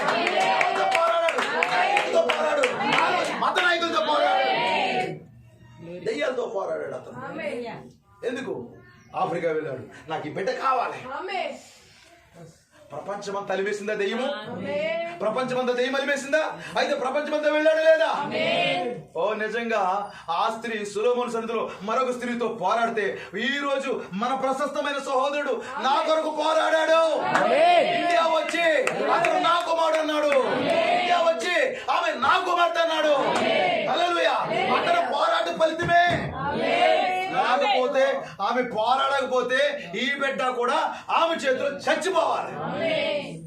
ఎవరో ఒక వ్యక్తి వచ్చి నీ కొరకు పోరాడకపోతే నువ్వు ఈ రోజు ఎప్పుడు ఆత్మీయ మరణం పొందుకోవాలి. నువ్వు ఒక త్రాగుబోతుగా, తిరుగుబోతుగా, వ్యభిచారిగా, మూవీలు చూసే వ్యక్తిగా, మరి తిట్టుబోతుగా, లోకంలో ఎందుకు పనికిరాని వ్యక్తిగా, వ్యసనాలతో నేను ఎవరు బాగు చేయగలిగిన వ్యక్తిగా ఉండాలి నువ్వు. అయితే ఒక వ్యక్తి వచ్చాడు, ఒక స్త్రీ అంటుంది, రాజా ఈ బిడ్డ నాదయ్యా. ఇది కపటంగా నటిస్తుంది, నాది, ఎందుకంటే చంపాలి.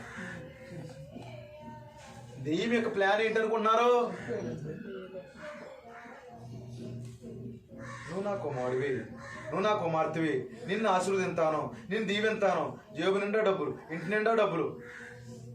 ఈ వార్త 15 మందికి, ఈ మెసేజ్ 15 మందికి పంపితే అరగంటలో మంచి వార్త వింటావు.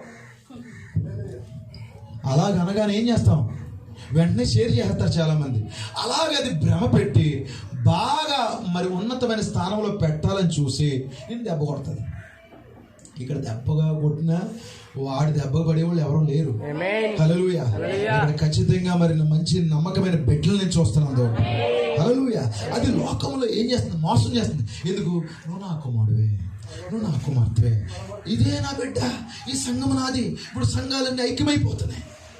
ఎవరి వాళ్ళలోకి వెళ్తున్నాయి? ఎవరి అండర్లోకి వెళ్తున్నాయి? క్యాథలిక్ అండర్లోకి వెళ్తున్నాయి. WCC ఏంటి? దాని అండర్లో ఉంది. ఇప్పుడు ఊపిరాడకుండా చెప్పేస్తుంది దెయ్యము. పాతాళంలో పడేయాలని ప్లాన్ వాడిది.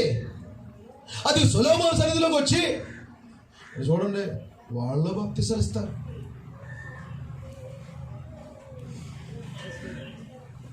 బాప్తిసం ఇచ్చారు. ఇచ్చిన తర్వాత వాళ్ళు నువ్వు నా కుమారుడు, నువ్వు దేవుని కుమారుడు అని నిన్ను భ్రమపడుతున్నారు. భ్రమపరిచినప్పటికి కూడా ఏంటి? ఊపిరి ఆడకుండా చంపాలి. అంటే నీకు ఆక్సిజన్ అందకూడదు. అదేంటి? పక్కలో పడిపోయి ఊపిరి ఆడకుండా చంపేసింది. ఆక్సిజన్ అంటే వాక్యం నీకు ఈ ప్రత్యక్షత అందకూడదు, దేవుడు ఒక్కడనేది అందకూడదు, మరి దైవత్వం గురించి మర్మం అర్థం అవ్వకూడదు, ఆది పాపం అర్థం అవ్వకూడదు, బైబిల్ ఉన్న ఏ విషయాలు నీకు అర్థం కాకూడదు. సంఘ పుస్తకాలు తీసుకుని ఆ సంవత్సరం అంతా ఒకే పాఠం చదువుకోవాలి. ఏమైంది? సంఘం ఆత్మీయంగా, స్పిరిచువల్గా డెడ్ అయిపోయింది. దాని యొక్క అసలైన ప్లాన్ అదే. నువ్వు భయపడకు, నువ్వు దేవుని కుమారుడు అని చాలా మంది ఆల్టర్ కాల్ ఇస్తూ ఉంటారు. ఓ సహోదరుడు నువ్వు దేవుని కుమారుడు, ఓ సహోదరి దేవుని కుమార్తె, నువ్వు భయపడకు అని చాలా మరి శాఖలో చెప్పి నువ్వు దేవుని కుమారుడిగా అని భ్రమపడుతూ ఉంటారు. నీకు వీళ్ళు చెడ్డమైనప్పుడు కూడా ఏంటిది? ఆత్మీయంగా నేను చంపడానికి నువ్వు నా కుమారుడివి, నువ్వు నా కుమార్తెవి అని చెప్తున్నావు. చెప్తే ఓ నిజంగా ప్రేమ లేదు దానికి. అయితే ఒక వ్యక్తి రియల్ గా పోరాడుతున్నాడు. హల్లెలూయా. రియల్ గా ప్రపంచమంతా తిరిగి పోరాడాడు. అతను కూటాలు పెట్టినప్పుడు దెయ్యాలు ఎలాగా ఆఫ్రికా దేశంలో ఏమైనాయి? ఆ బలం అలా పైకి ఎగిరిపోయి అంటాడు. టేబుల్ లేచిపోయిందండి. మరి కోటాల్లోకి సర్పాలు పంపించేవారండి మాంత్రికులు. ఎందుకంటే అది కొన్ని చోట్ల మనం బాప్తిసాలు ఇచ్చి అక్కడ ఏదైనా కూటం పెట్టామనుకోండి, అది వచ్చేస్తుంది.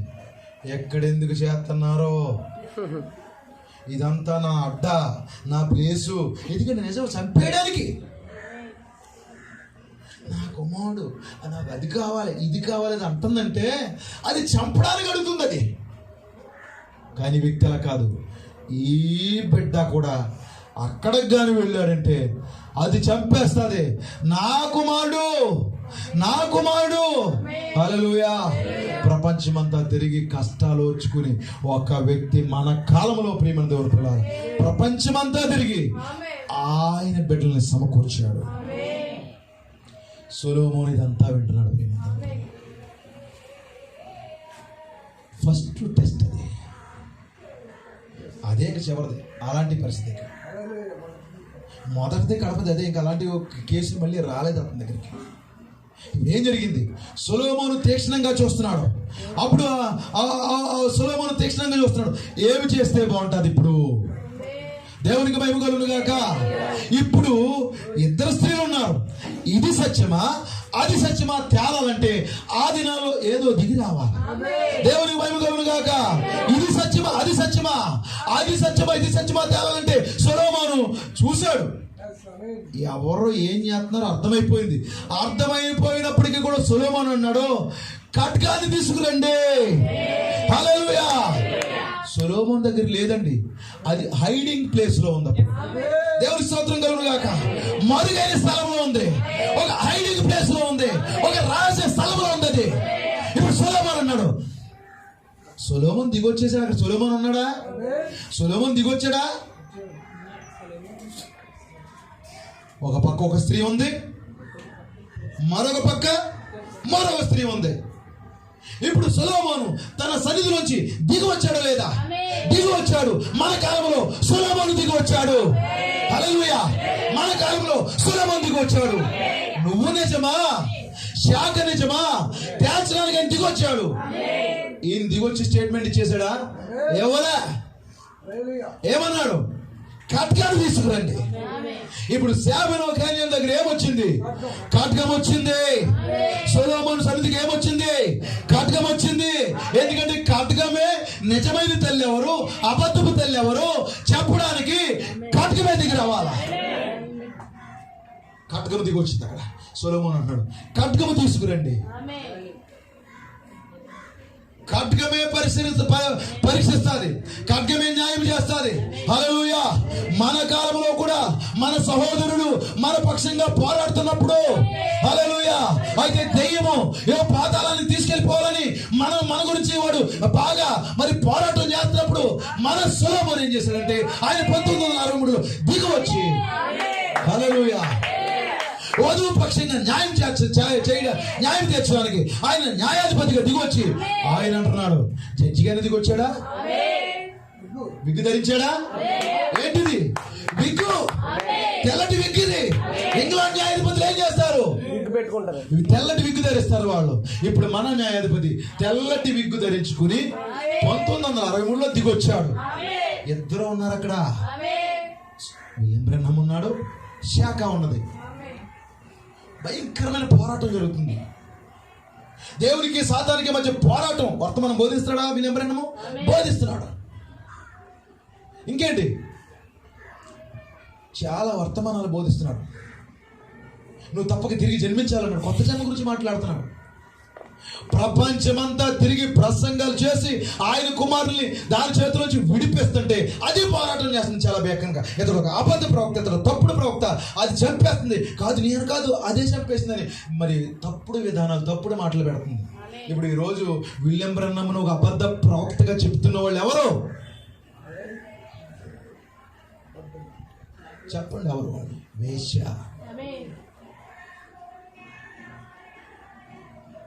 ఏమంటున్నారు? చంపింది వాడు, చంపింది అది. తప్పుడు సిద్ధాంతాలతో చంపేది వారు, బైబిల్లో సిద్ధాంతాలు తీసుకొచ్చి చంపేది వారు. కానీ విలియం బ్రెన్హమ్ ఒక అబద్ధ ప్రవక్త. మరి నిజమైన ప్రవక్త ఎవరు? నిజమైన తల్లి ఎవరు? తేల్చాలంటే ఖడ్గం వస్తుంది. ఖడ్గం వచ్చింది. సొలొమోను సన్నిధికి ఖడ్గం వచ్చింది. వాద ప్రతివాదాలు జరుగుతున్నాయి. ఇదొక అబద్ధపు తల్లి, ఇదొక అబద్ధ ప్రవక్త, ఇతని దర్శనం తప్పు. లైట్లు అంట చాలా పడుతున్నాయంట, చాలా వెలుగులు పడుతున్నాయి నా మీద, చాలా లైట్లు పడుతున్నాయి నా మీద. అలాంటి ఒక లైట్ వేసుకుని అలాంటి సూప్ లైట్ వెలుగులు నమ్మేసే పిచ్చోళ్ళు అనుకుంటున్నారు ఈ మనుషులు. అది ఖచ్చితంగా రుజువు చేయబడింది. హల్లెలూయా. ఓ మరి వాషింగ్టన్ DC హల్లెలూయా, అది రుజువు చేయబడింది. దిస్ ఈజ్ సూపర్ నేచురల్ అని రుజువు చేయబడింది ప్రియమంది. ఆ అగ్నిస్తంభము, ఓ ఆ అగ్నిస్తంభము చూద్దాం ఇక్కడ. ఈ అగ్నిస్తంభం ఇది పిల్లరాపాయి. అసలు అగ్నిస్తంభం అనేది ఉందని వారికి అర్థమవుతుందా? పాత నిబంధనల అగ్నిస్తంభం ఉందా? నడిపించిందా? ఆ రోజు మరి ఆ ఐగుప్తీయులు, ఆ రోజు ఆ చుట్టుపక్కల వారు విమర్శించినట్టుగా ఈ రోజు విమర్శలు లేవండి అగ్నిస్తంభం గురించి. ఆ తల్లి అది ఏమంటుంది? బిడ్డను చంపేసింది, ఇదే చంపేసింది, బతుకున్నది నా బిడ్డ. ఇది ఒక తప్పుడు తల్లి, తప్పుడు అభిషేకం ఉంది, తప్పుడు విధానాలు. ఆయన 17 మందికి బాప్తిస్మం ఇస్తున్నప్పుడు విలియం బ్రహ్నం 17వ వ్యక్తికి బాప్తిస్మం ఇస్తున్నట్టుగా ఒక స్వరం వచ్చి మాట్లాడడం కూడా వారు తప్పుడుగా చిత్రీకరిస్తున్నారు. ఏమంటే నేను అంటున్నాను, వర్తమానంలో కొన్నిసార్లు ప్రవక్త 7,000 బదులుగా 700 అన్నాడు. తప్పేంటి? అలాగూ ప్రొనౌన్సియేషన్లో కానీ ఒకవేళ చెప్పిన దాన్ని ఇంకోలాగా మరి చెప్తే తప్ప ఏంటి? బైబిల్లో తర్జుమాలు తప్పులు లేవా? అక్షరం చంపుతుంది కానీ ఆత్మ జీవింపచేస్తుంది. ఒకే వ్యక్తి 4 సువార్తలు రాస్తారండి. 4 సువార్తలో ఒక చోట ఆయన కూర్చున్నాడు అంటూ ఒక చోట నుంచున్నాడా? రెండు జరిగి ఉంటాయండి. దేవుని స్తోత్రం కలుగును. ఏమిటిది? అదిగో 1977లోనే ఎత్తబోటు అయిపోద్ది అన్నాడు ఆయన. ఎత్తబోటు అయిపోద్ది కాదు, అసలు మరి అపోస్తలులైన పౌలు, పేతురు వీళ్ళందరూ బోధలు చూడండి, ఆ రోజే ఎత్తబోటు అయిపోద్దామనుకున్నారు వాళ్ళు. మరి అయిపోయిందా? ఆయన చెప్పాడు ఏంటంటే ఎత్తబోటు ఎప్పుడైనా ఈ రోజే వస్తున్నట్టుగా జీవించమని చెప్పాడు తప్పితే డేట్లు ఇచ్చేసి అది అబ్సల్యూట్గా చెప్పేది ఎక్కడ. ఇప్పుడు బైబిల్లో తప్పులు పట్టుకునేవారు ఎలాంటి వాళ్ళు, వర్తమానంలో తప్పులు పట్టుకునేవాళ్ళు కూడా అలాంటి వాళ్ళే. దేవునికి మహిమ కలుగుగా. ఏం చేస్తున్నాను? అతను ఒక అబద్ధ ప్రవక్త, వాళ్ళందరూ బ్రహ్మమిట్స్. ఆ పేరు ఎంచుకున్నందుకు మేము సంతోషిస్తున్నాం.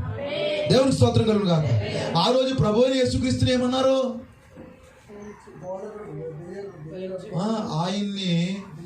ఆయన్ని వెంబడించే వాళ్ళు అందరినీ అలాగే అన్నారు.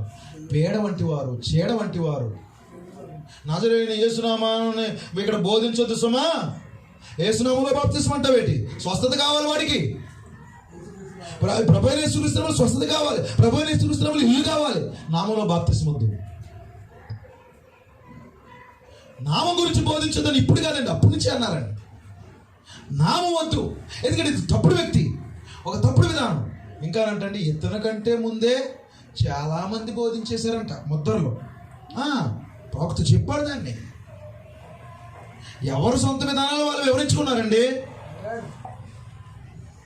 మొదటి శతాబ్దంలో పౌలు బోధించలేదా?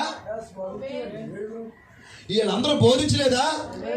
సేవకులు, సువార్థికులు, ప్రపంచంలో ఉన్నటువంటి అనేక మంది పరిశుద్ధులు చెప్పలేదా? చెప్పారు. వాళ్ళు వివరణలు వారు ఇచ్చారు. అయితే ఈ కాలంలో అసలైన తర్జుమా వచ్చింది. ప్రవక్త చెప్పాడు, చదివి నేను ఇది బోధిస్తున్నప్పుడు ఎలాగుంటుందో, ఎవరేం బోధిస్తారని చెప్పేసి ఆయన ఏం చెప్పారంటే, ముద్రలో మీరు చదివితే నేను సెవెంత్ లెవెల్ యొక్క వివరణ ఎలా ఉంటుందో చూస్తున్నాను అని చదివాడు అంటది. చదివితే వాళ్ళు ఏమని చెప్పారు? అది తెల్లని గుర్రం మీద వెళ్ళేవాడు, అది క్రీస్తు అని చెప్పారు వాడు. ఫస్ట్ తెల్లని గుర్రం, ఎర్రని గుర్రం, నల్లని గుర్రం, పాండ్రు గుర్రం. తెల్లని గుర్రం మీద వెళ్ళేవాడికి విల్లు ఉంది, బాణం లేదు.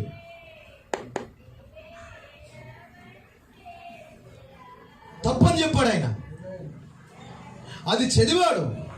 ఎన్నో నెగటివ్లు చదివాడు, బైబిల్ చదివాడు. హల్లెలూయా. అవన్నీ చదివినప్పటికీ కూడా దేవుడు అతనికి పర్సనల్గా ఇచ్చాడు ప్రియమైన. ఇవన్నీ ఎలా ఉన్నాయి, అసలైంది ఇది అని చెప్పాడు తప్పితే ప్రపంచ క్రైస్తవుల అర్థసాక్షుల గ్రంథాలు చదివాడు ఆయన. అసలు ఆయన చరిత్ర, ఆయన పుస్తకాలు చదివితే ప్రపంచ చరిత్ర అంతా అర్థమైపోతుంది. చదివాడు, చక్కగా తీసుకొచ్చి అసలైంది పెట్టాడు దేవుని పిల్లల. దేవుడు దానికి సరైన అర్థం ఇచ్చాడు. కనుక ఇతనికి ముందే చాలా మంది బోధించేశారు. నేనంటున్నాను, నీకంటే ముందు చాలా మంది బైబిల్ బోధించారు. బోధించకైతే బైబిల్ నువ్వు కొత్త బైబిల్ రాస్తావా ఏంటి? తెలియని మాటలు చాలా మంది మాట్లాడుతున్నారు ఈరోజు దేవుని పిల్ల. కనుక ఇది ఏం చేస్తుంది? ఆ స్త్రీ మీద నేరాలు మోపుతుంది. ఈరోజు ఈ వధువు పైన, ఈ వర్తమానికుడి పైన ప్రపంచమంతా బురద జల్లుతున్నారండి. మీకు తెలుసా, ఈ వర్తమానం పుస్తకం ఎవరి దగ్గర ఉందో వారిని త్వరలో అరెస్ట్ చేస్తారు. ఆ రోజు రాబోతున్నాయి ప్రియమంది. ఎందుకంటే ప్రపంచంలో అందరూ ఏకమవుతారు, ఈ వధువు తప్ప. సిద్ధంగా ఉండండి, నిలబడండి. ఎన్ని చేసినప్పుడు కూడా, అది ఎన్ని తప్పుడుగా ఆమెకి బనాయిస్తున్నప్పుడు కూడా ఖడ్గం రానివ్వండి. హల్లెలూయా. 1963 ఆయన వచ్చాడు. ఆ తర్వాత వెనకాల ఏమొచ్చింది? సొలొమోను వచ్చాడు. సొలొమోనుతో పాటు ఎవరు వచ్చారు? ఖడ్గం వచ్చింది, మేఘం వచ్చింది, మేఘంతో పాటు ఖడ్గం వచ్చింది. ఎందుకు? ఇది సత్యమా అది సత్యమా తేలడానికి ఖడ్గం దిగి వచ్చింది. ఖడ్గం దిగి వచ్చి అన్నాడు, 2 ముక్కలుగా కోసి చెరుకో మొక్క ఇచ్చేమన్నాడు. యవనస్తుడు, ఉద్రేకపరుడు, ఉద్రేకమైనటువంటి తీర్పులు తీరుస్తున్నాడు అని చెప్పేసి చుట్టుపక్కల వారు అనుకోవచ్చు. కానీ దేవుని మైండ్లో అదే ఉందండి. హల్లెలూయా. ఎందుకంటే అతనికి జ్ఞానం ఇచ్చిన తర్వాత ఫస్ట్ పరీక్ష అది. దేవునికి మహిమ కలుగును గాక.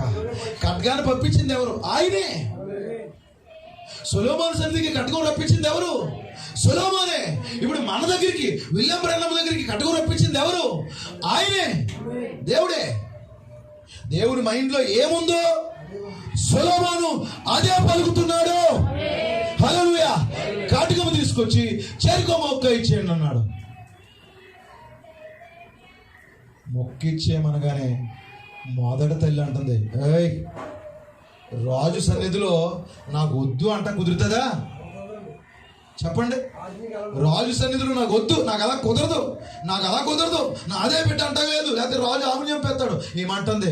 నేను చనిపోయినా పర్వాలేదు, నేను నశించిపోయినా పర్లేదు, రాజా నాకు మొక్కొద్దు. హల్లెలూయా. నేను అక్కడొక మొక్కనే ఎక్కడొక మొక్కనే తీసుకుని నేను ఒక సంఘాన్ని స్థాపించను. హల్లెలూయా. నాకు ఫుల్ వర్డ్ కావాలి. హల్లెలూయా.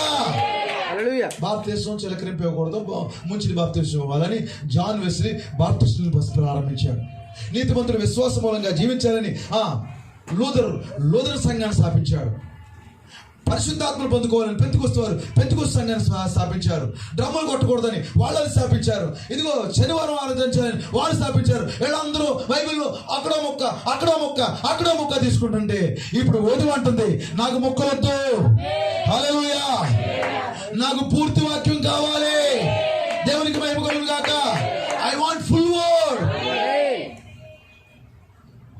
అందుకే బైబిల్ ఏముంది?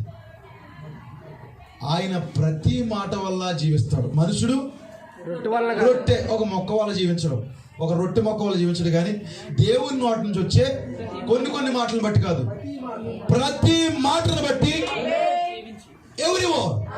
హల్లెలూయా. ఇప్పుడు వధువుకి ఆది కాండం నుండి ప్రకటన కాండం వరకు ఎవరి ఓడు కావాలి.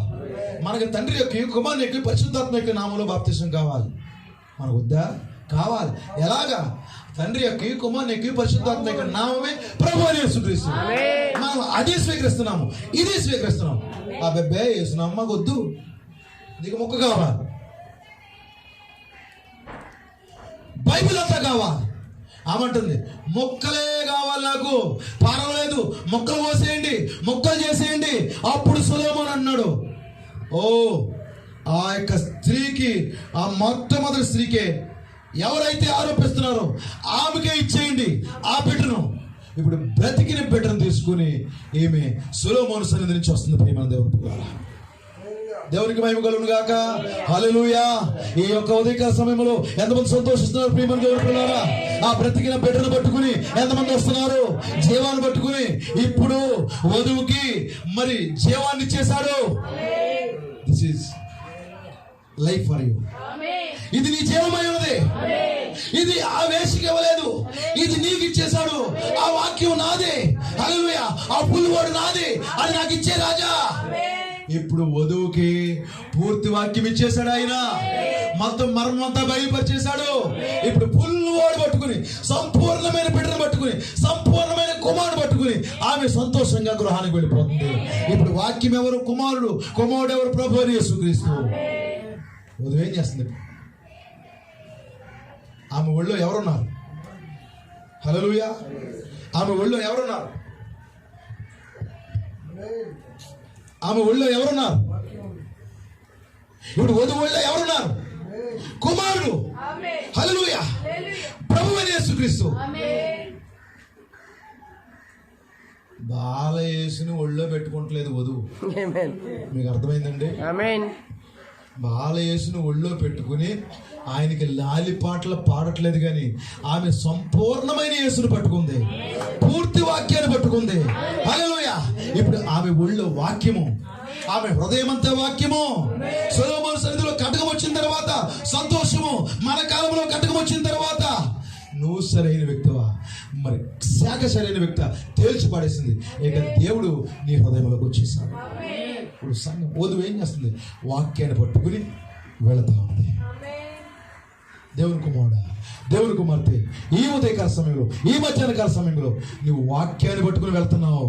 సొలొమోను ఇక్కడికి వచ్చాడు. మన సొలొమోను ప్రభువు యేసుక్రీస్తు అయి ఉన్నాడు. ఆయన ఇక్కడికి వచ్చాడు. కటకం వచ్చింది. ఈ కటకం ఎలాంటిది? 2 అంచులు గల వాడి గల కటకం ఇది. ఆ కటకం గురించి అనేక సంగతులు మనం చెప్పుకోవచ్చు. యెహోషువ కాలంలో కటకం దిగొచ్చిందా లేదా? దూసిని కటకాలు పట్టుకుని ఒక దోత వచ్చాడు లేదా? ఎవరి పక్షాన్ని వచ్చావు? మా పక్షాన్ని వచ్చావా? మా శత్రువుల పక్షాన్ని వచ్చావా? హల్లెలూయా. ఇప్పుడు సొలొమోను కటకం ఎవరి పక్షాన్ని తీసుకొచ్చాడు? చంపిందని పక్షాన్న, బ్రతికిందని పక్షాన్న? బ్రతికి ఉన్నదాని పక్షమే కటకం దిగి వచ్చింది. యెహోవా దూత అన్నాడు, నేను యెహోవా సేనాధిపతికి వచ్చాను, నేను జీవించున్న ప్రజల దగ్గరికి వచ్చాను. నేను ఓ యెహోషువ, నేను మీ పక్షాన్ని వచ్చాను. ఈరోజు వధువా మన పక్షంగా కటకం వచ్చింది. నీ సమస్యలకి, నీ ప్రతి పరిశీలకి సమాధానముగా కటకం దిగి వచ్చింది. ఈరోజు వాక్య కటకం దిగి వచ్చింది. నువ్వు భయపడకో. 7వ ముద్ర దిగి వచ్చింది. నువ్వు భయపడకో. 7వ ముద్ర. నువ్వు నమ్మకమైన వ్యక్తిని ఖచ్చితంగా నీకు తెలుస్తుంది. ఆమె వేశ్యేనా? వేశ్య అయినప్పటికి కూడా సొలొమోను ఏం చేశాడు? న్యాయంగా తీర్పు తీర్చాడు. ఇప్పుడు ఆమె వేశ్యగా ఉండదిక. దేవునికి మహిమ కలుగును గాక. ఆమె వేశ్యగా ఉండబోట్లేదు. తన జీవితం మార్పు చెందుతుంది. సొలొమోను సన్నిధిలోకి వచ్చింది, కటకాన్ని చూసింది. కటకం నా కుమారుని బతికించింది. ఓ దేవానికి స్తోత్రాలు అన్నది. కుమారుని తీసుకుని వెళ్ళిపోతుంది. ఇప్పుడు మనము కూడా, ఆమె తన గృహానికి వెళ్ళిపోతుంది కుమారుని తీసుకుని. మనము కూడా వాక్యమైనటువంటి క్రీస్తుని తీసుకుని మన గృహానికి వెళ్ళిపోదాము. ఎత్తబోట్లోకి, కాలమైన తెరవతలోకి. God bless you. దేవుడు మనం దీవించును గాక. ప్రార్థన చేసుకుందాం.